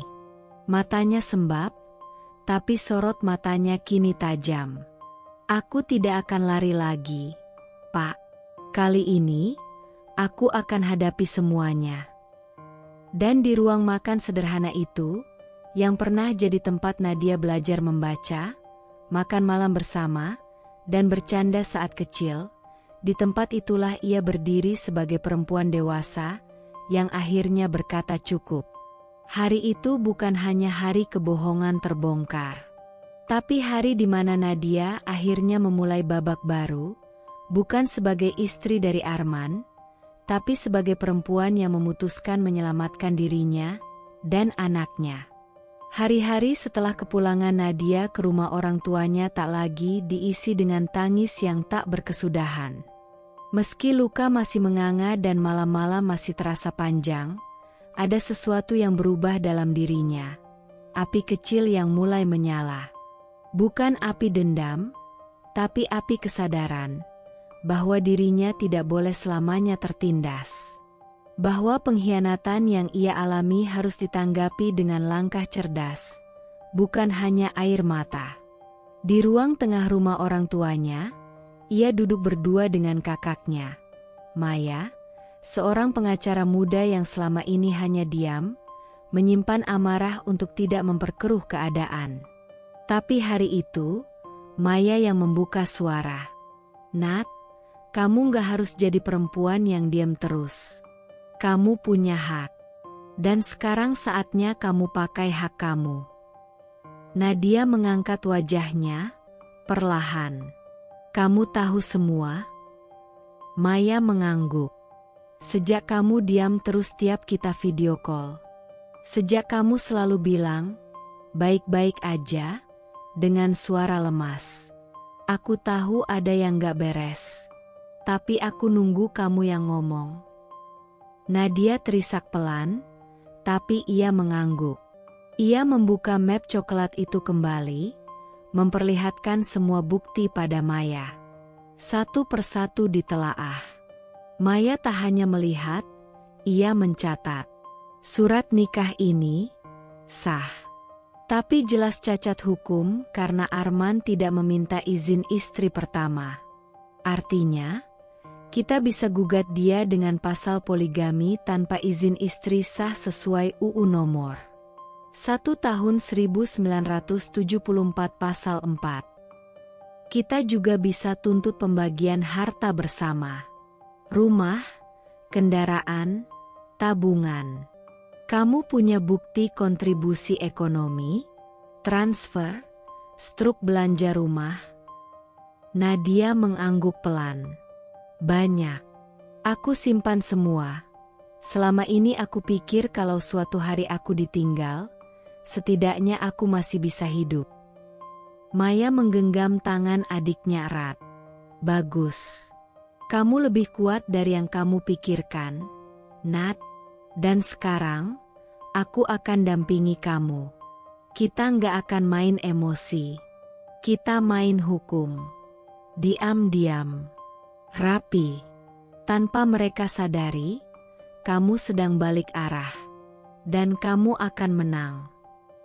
Hari-hari berikutnya diisi dengan perjalanan diam-diam ke kantor pengacara, ke bank untuk salinan rekening, ke notaris, dan ke dinas catatan sipil.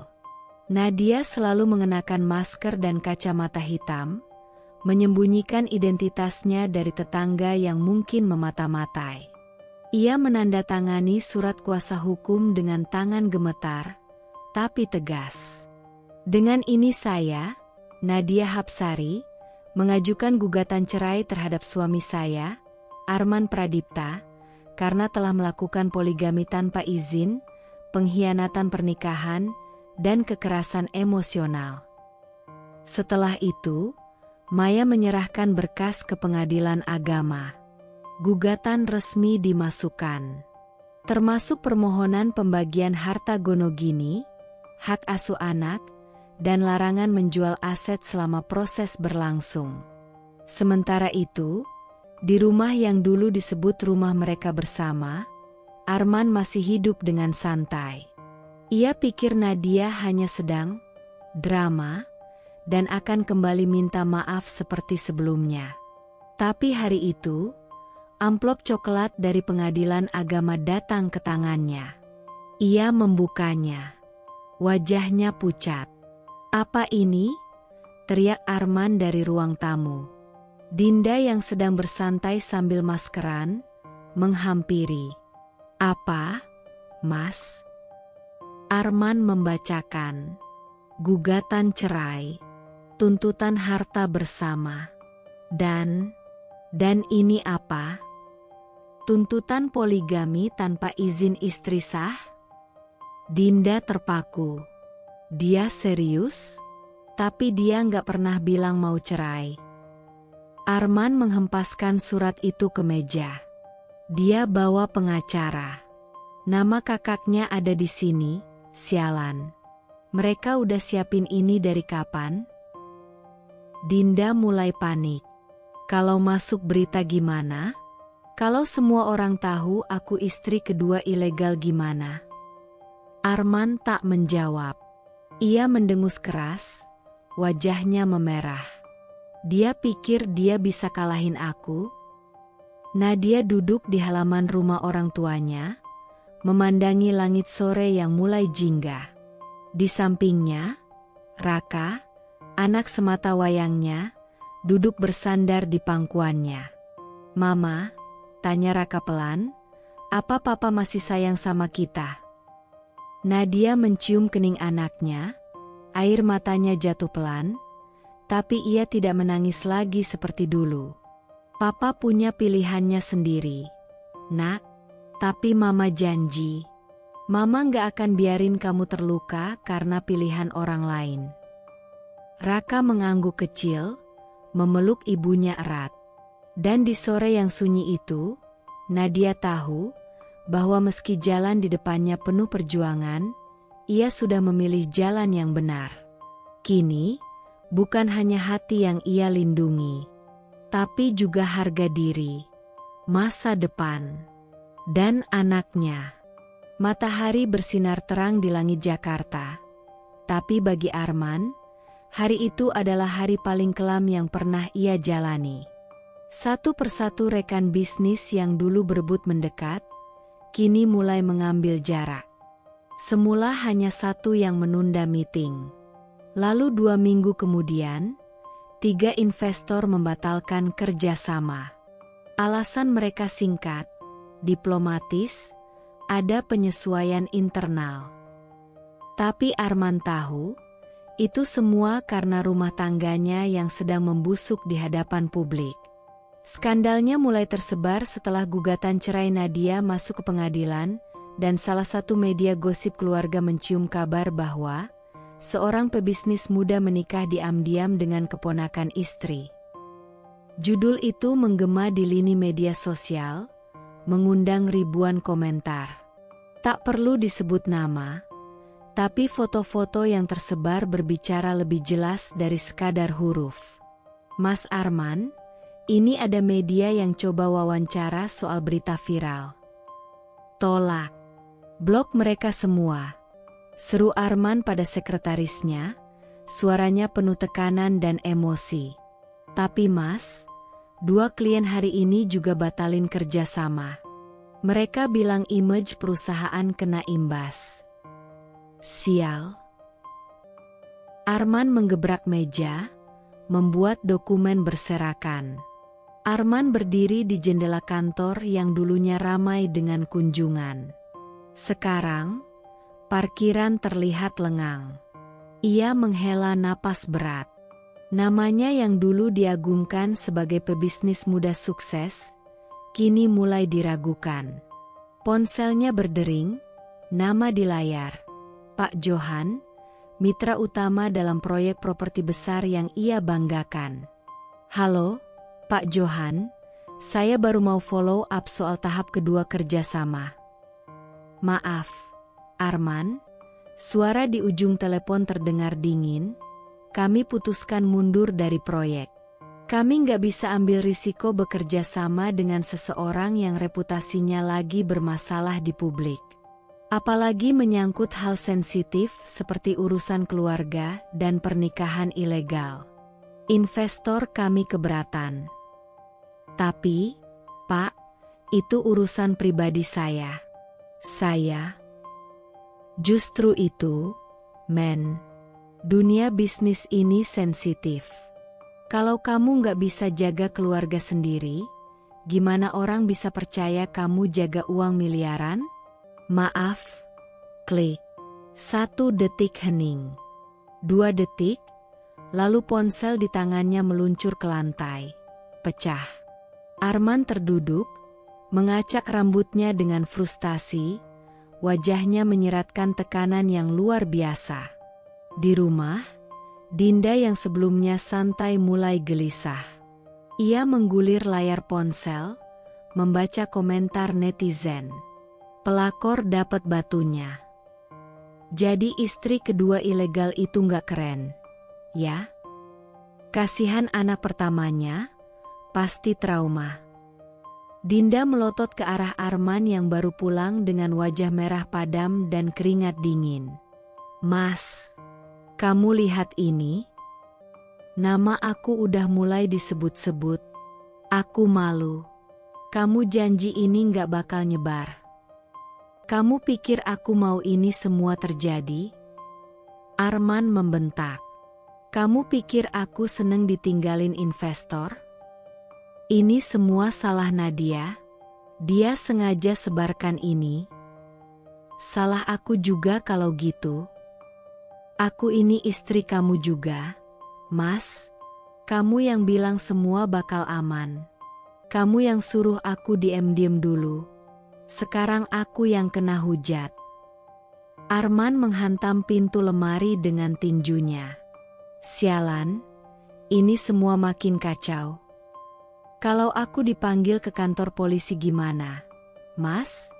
Jerit Dinda, suaranya mulai menangis. Aku nggak siap. Aku nggak siap dihina orang satu Indonesia. Dan malam itu, untuk pertama kalinya sejak pernikahan rahasia mereka, Dinda dan Arman tidur di kamar yang berbeda. Bukan karena cinta yang pudar, tapi karena tekanan yang tak lagi bisa ditanggung bersama. Di sisi lain kota, Nadia membuka email yang dikirim Maya, update terbaru dari pengadilan dan info mengenai perkembangan opini publik. Wajahnya tenang. Bukan puas, tapi lega karena akhirnya kebenaran tidak lagi bersembunyi. Kamu viral, Nat, kata Maya, menyeringai kecil.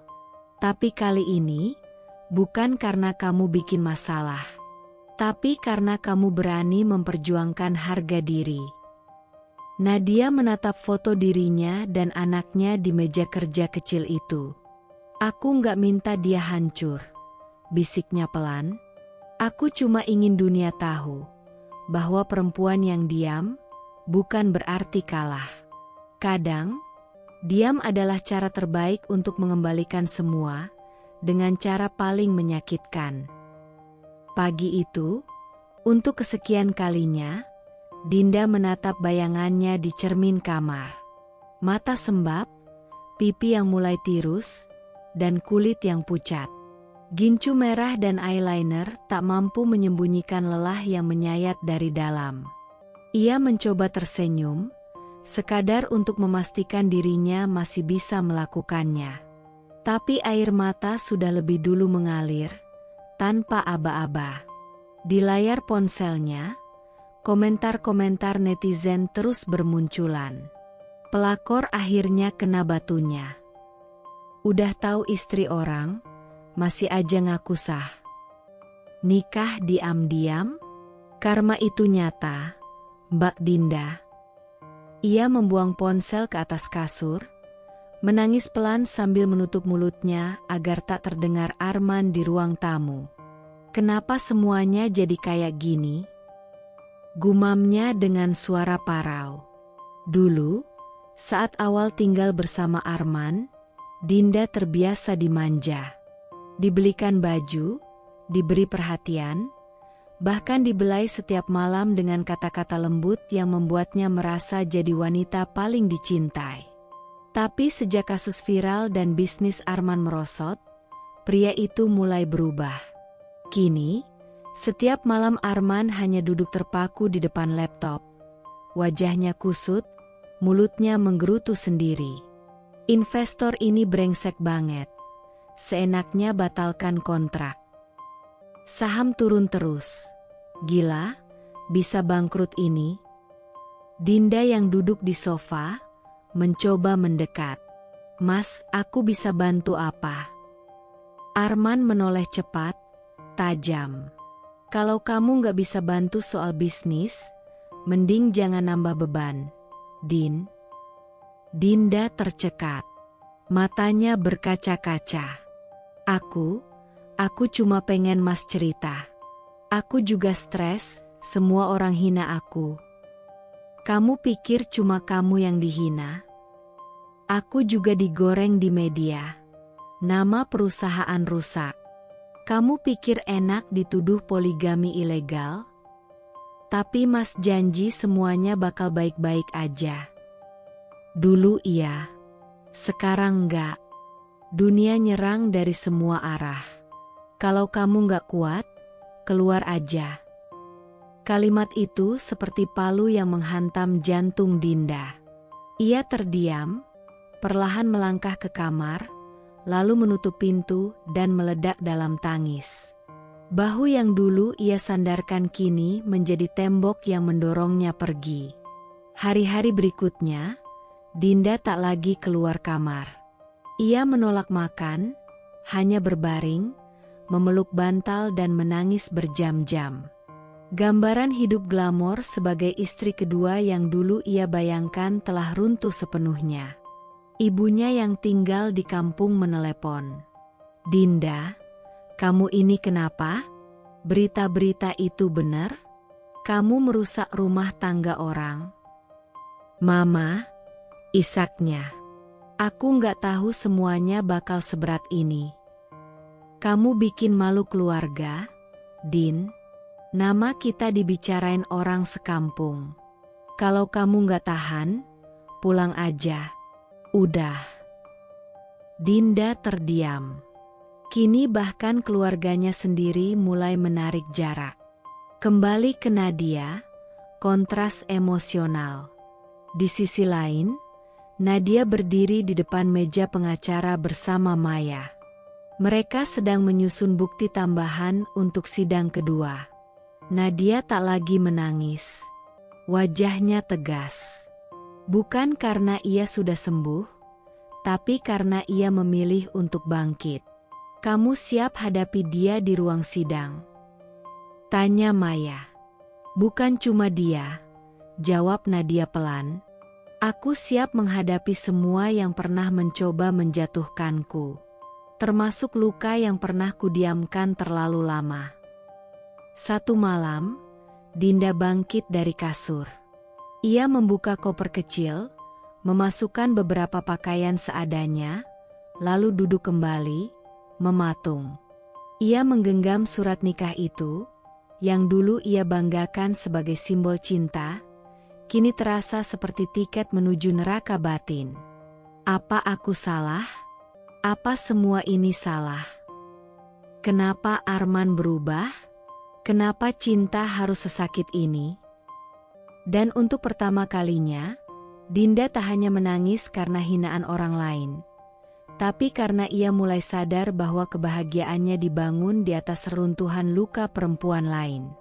Dan kini, reruntuhan itu menelannya perlahan. Suasana rumah mulai berubah. Tak lagi ada gelak tawa atau aroma masakan khas keluarga. Yang tersisa hanya suara televisi yang menyala tanpa ditonton, pintu-pintu yang dibanting, dan udara yang makin pekat oleh ketegangan tak kasat mata. Dinda duduk di ruang makan, masih mengenakan piyama meski hari sudah menjelang sore. Rambutnya tak lagi terurus, wajahnya kosong. Di hadapannya sepiring nasi yang bahkan tak disentuh. Mau sampai kapan kamu kayak gitu terus? Suara itu datang dari arah dapur. Ibu mertua berdiri dengan tangan di pinggang, tatapannya tajam menusuk. Dinda menoleh pelan.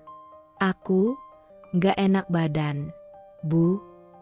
Alasan. Bentaknya, dari kemarin kerjanya cuma nangis, tidur, makan nggak jelas. Kamu pikir rumah ini hotel?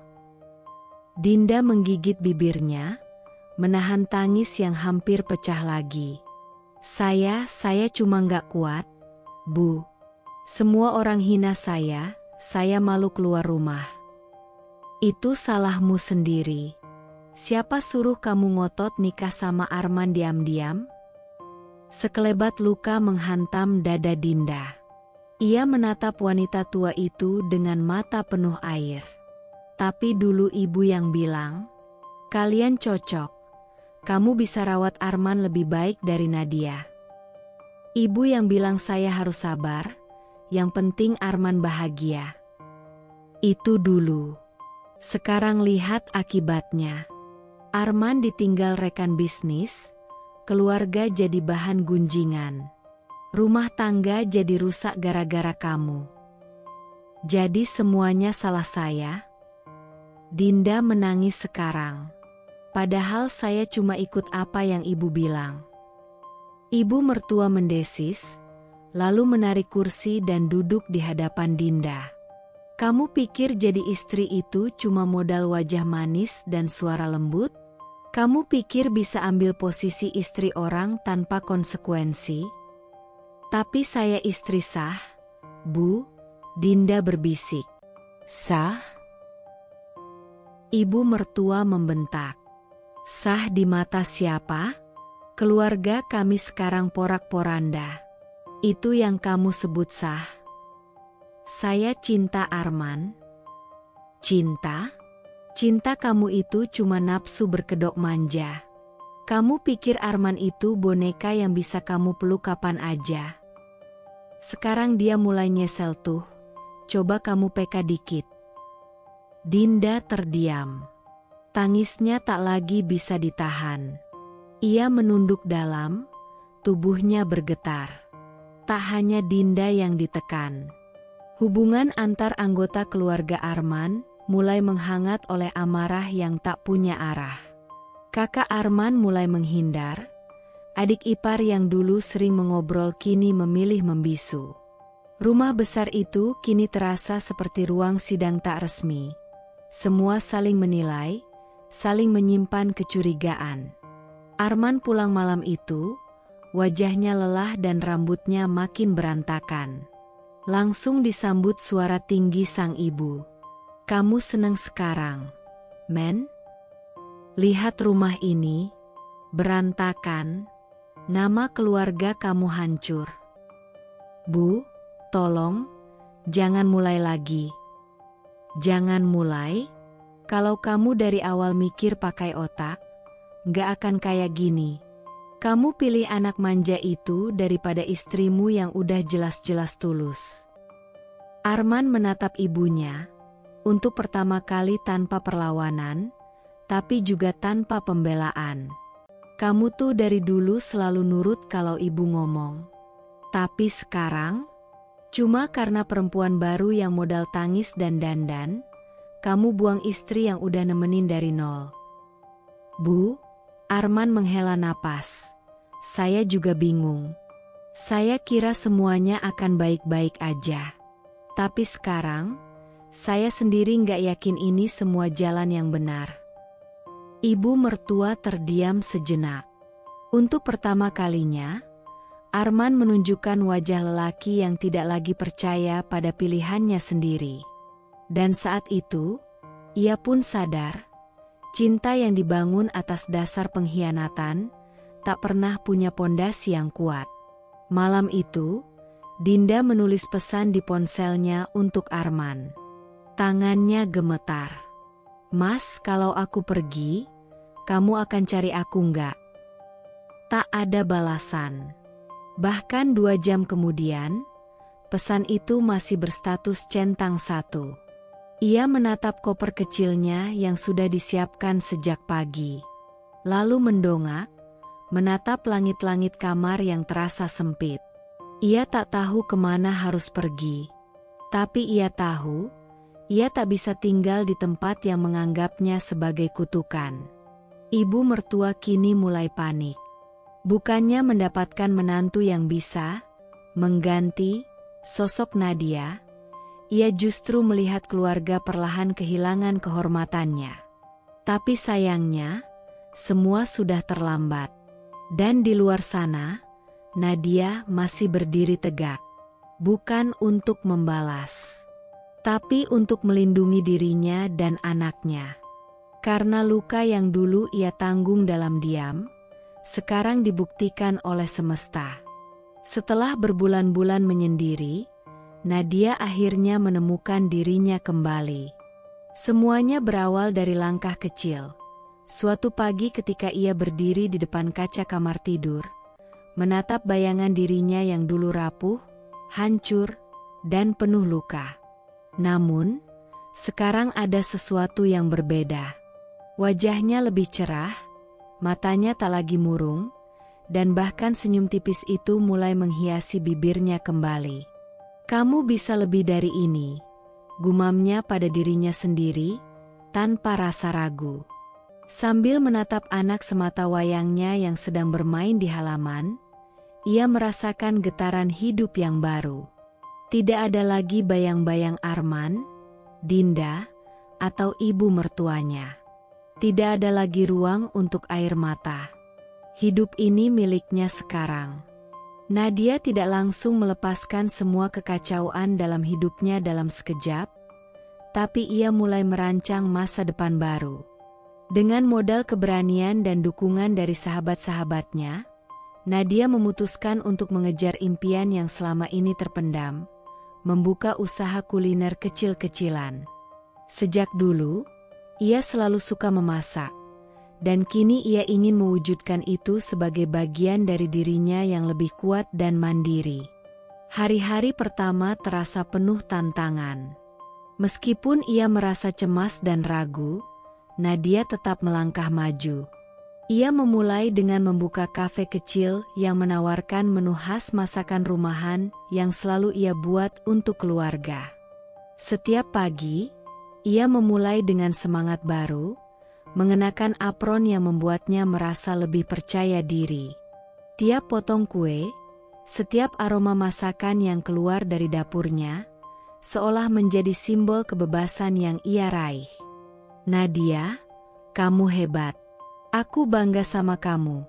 Suara Maya, sahabatnya, terdengar di telepon setelah Nadia berhasil mengirimkan batch pertama kue ke salah satu kafe di pusat kota.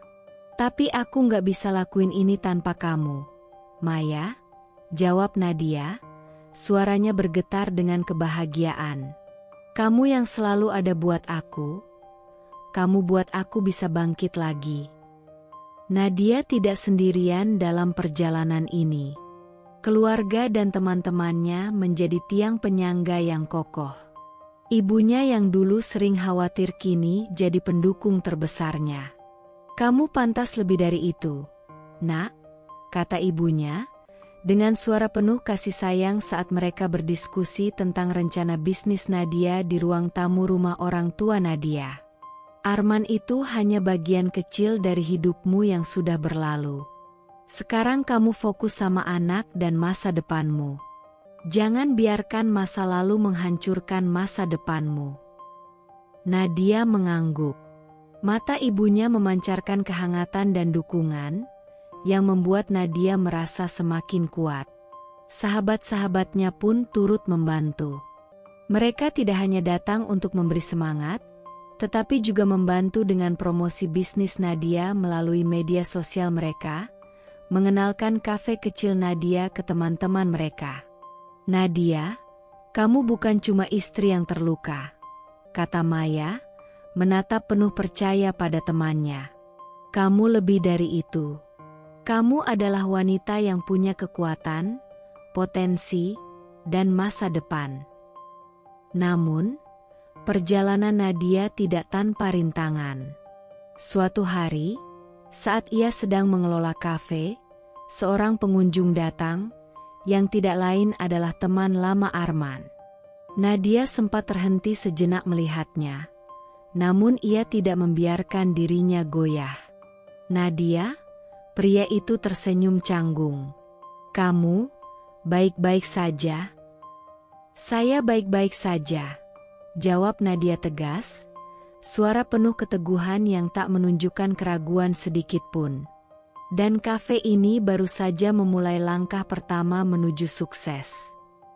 "Keren banget, Nadia. Arman gak pernah bilang kamu sekuat ini." Nadia memandang pria itu, tetapi tidak membiarkan hatinya terperangkap oleh bayangan masa lalu. Ia hanya tersenyum tipis, dan dalam hatinya berkata, "Aku sudah lebih baik tanpa kamu semua." Seminggu berlalu, dan kafe kecil Nadia mulai dikenal banyak orang. Pelanggan datang berulang-ulang karena menu masakan rumahan yang lezat dan suasana yang hangat. Nadia tidak lagi dilihat sebagai wanita yang terluka, tetapi sebagai seorang pebisnis yang cerdas dan tangguh. Setiap kali ia melihat pelanggan keluar dari kafe dengan senyum puas, ia merasa lebih kuat. Pada suatu sore yang cerah, ketika kafe semakin ramai, Nadia mendapat telepon dari seorang investor yang tertarik untuk menjadikan kafe kecilnya cabang yang lebih besar. "Selamat, Nadia. Kami ingin mengembangkan bisnis ini bersama Anda. Anda punya visi yang kami cari," kata suara di telepon itu. Nadia terdiam sejenak, terkejut, sebelum akhirnya menjawab dengan penuh keyakinan. "Saya siap. Mari kita buat bisnis ini tumbuh." Nadia berdiri di depan cermin, kali ini bukan untuk menangis atau meratapi masa lalu. Ia menatap dirinya sendiri dengan penuh kebanggaan. Di wajahnya kini ada ketenangan dan rasa percaya diri yang tak pernah ia rasakan sebelumnya. Perjalanan panjangnya membawanya pada pemahaman. Ia bukan sekadar istri yang terluka atau ibu yang menderita. Ia adalah seorang wanita yang memiliki kekuatan luar biasa, yang bisa bangkit meski dunia menjatuhkannya berkali-kali. "Aku pantas bahagia," Nadia berkata dalam hati. "Aku pantas meraih impian-impian yang dulu aku kira tak mungkin." Nadia yang dulu rapuh kini menjadi pribadi yang mandiri, kuat, dan elegan. Ia bukan hanya seorang ibu, tapi juga seorang pebisnis yang sukses. Ia belajar bahwa kebahagiaan datang dari dalam diri, dan tak ada orang lain yang bisa merampasnya lagi. Kini, ia lebih bijak, lebih berani, dan lebih percaya pada dirinya sendiri daripada sebelumnya. Setelah berbulan-bulan hidup dalam kebingungan dan penyesalan, Arman akhirnya menyadari bahwa ia telah kehilangan segalanya. Rumah tangga yang semula ia banggakan dengan Dinda kini hancur. Hubungannya dengan keluarga semakin renggang, dan bisnis yang dulu ia banggakan kini jatuh miskin. Setiap malam, ia terbangun dari mimpi buruk yang sama, di mana wajah Nadia selalu menghantui pikirannya. Dinda, yang dulu tampak manis dan penuh harapan, kini berubah menjadi sosok yang semakin sulit dihadapi. Ia sering menangis, mengutuk nasib, dan merasa dunia menjauh darinya. Tidak hanya itu, Arman juga mulai merasakan betapa besar beban sosial yang harus ia tanggung. Namanya dipandang rendah, dan rekan-rekan bisnis yang dulu setia pun mulai menjauh. Dengan seluruh dunia runtuh di sekelilingnya, Arman memutuskan untuk mencari Nadia. Tidak hanya untuk meminta maaf, tetapi untuk mencari peluang kedua.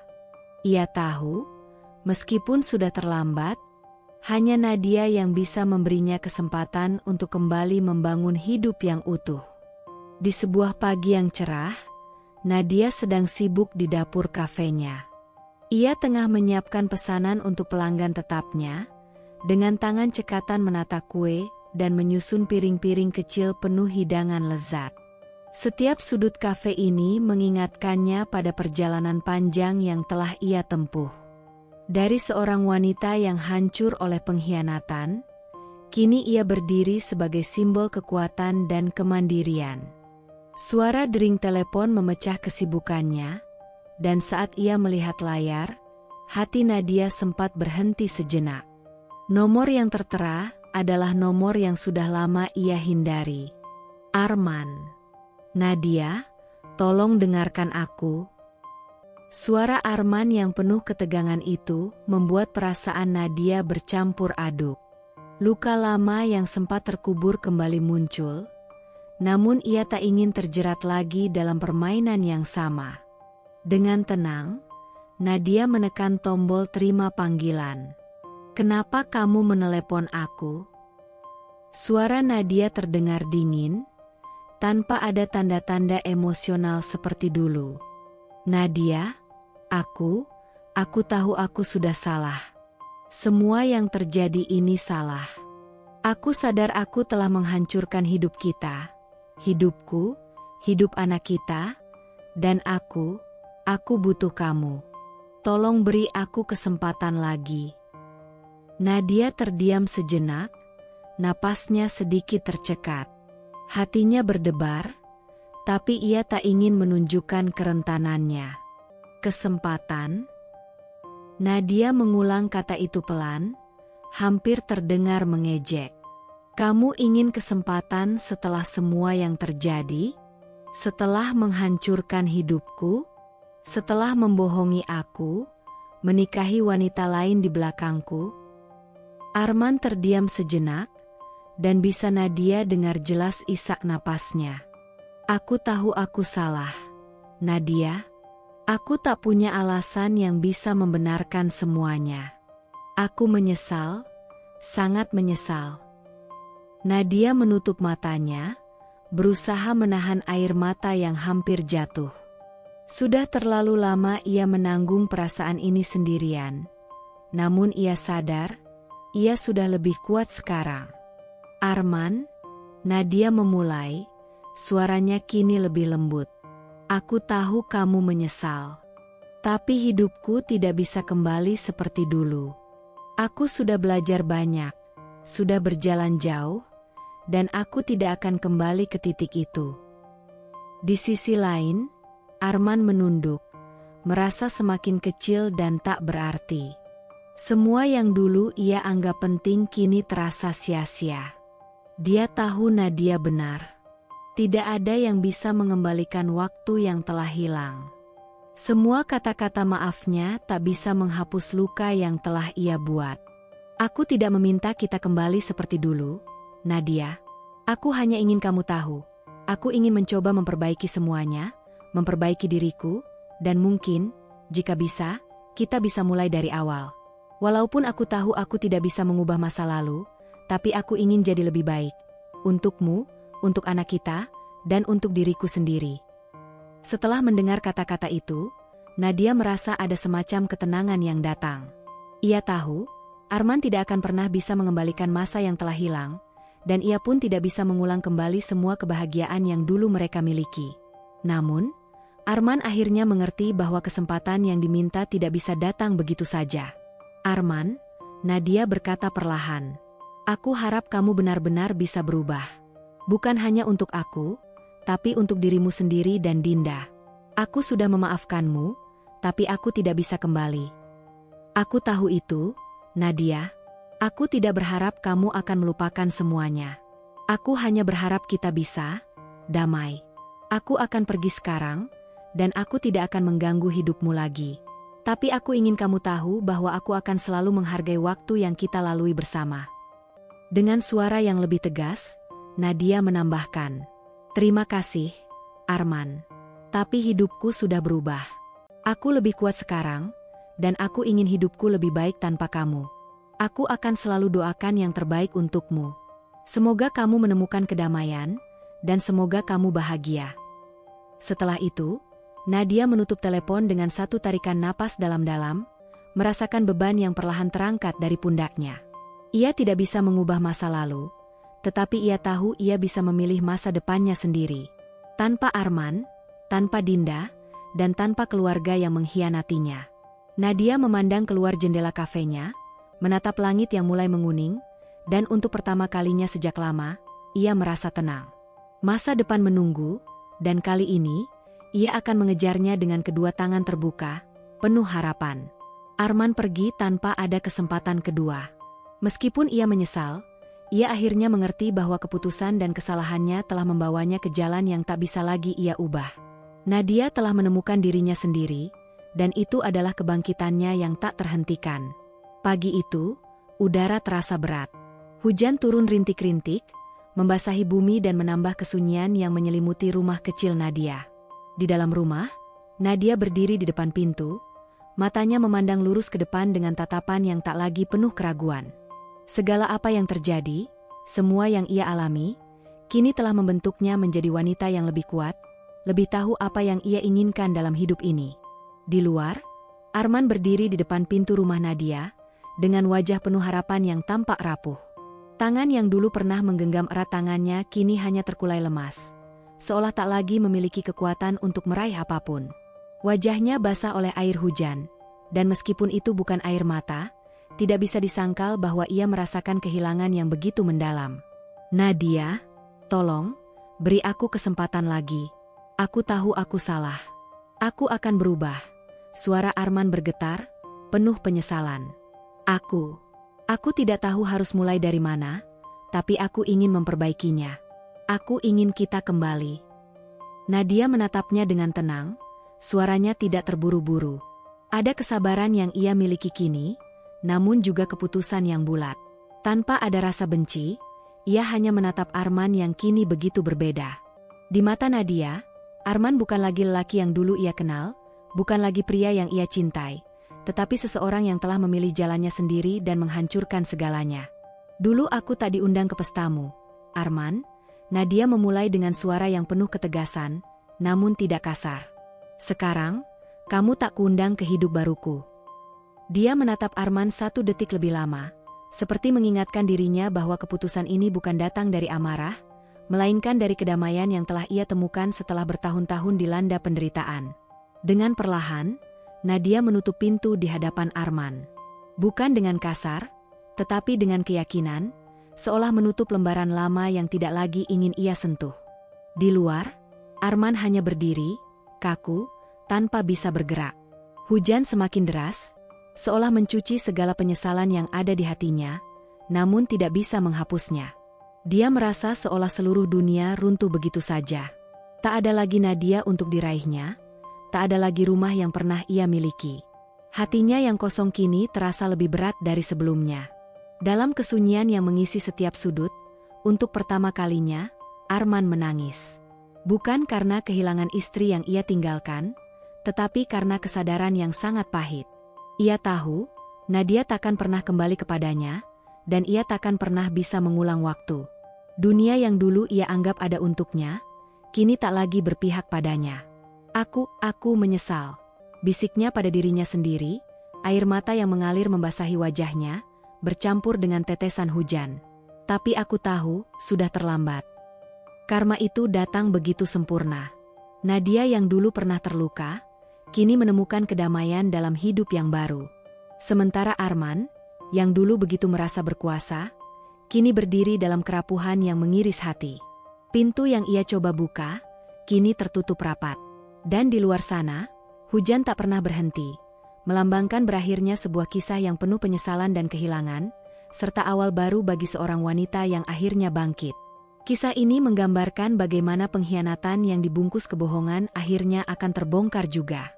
Nadia, seorang istri yang tulus dan penyabar, dikhianati oleh suaminya sendiri yang menikahi gadis muda diam-diam dan melibatkan seluruh keluarganya dalam kebohongan besar. Dari seorang wanita yang awalnya merasa tak berdaya, Nadia perlahan bangkit, mencari kebenaran, dan membalas dengan cara yang elegan dan bermartabat. Di sisi lain, Arman dan keluarganya yang sempat merasa berkuasa akhirnya merasakan pahitnya kehilangan, kehancuran, dan penyesalan. Karma datang perlahan tapi pasti. Bisnis runtuh, keluarga tercerai-berai, dan pernikahan yang dibangun di atas dusta tak pernah memberi kebahagiaan sejati.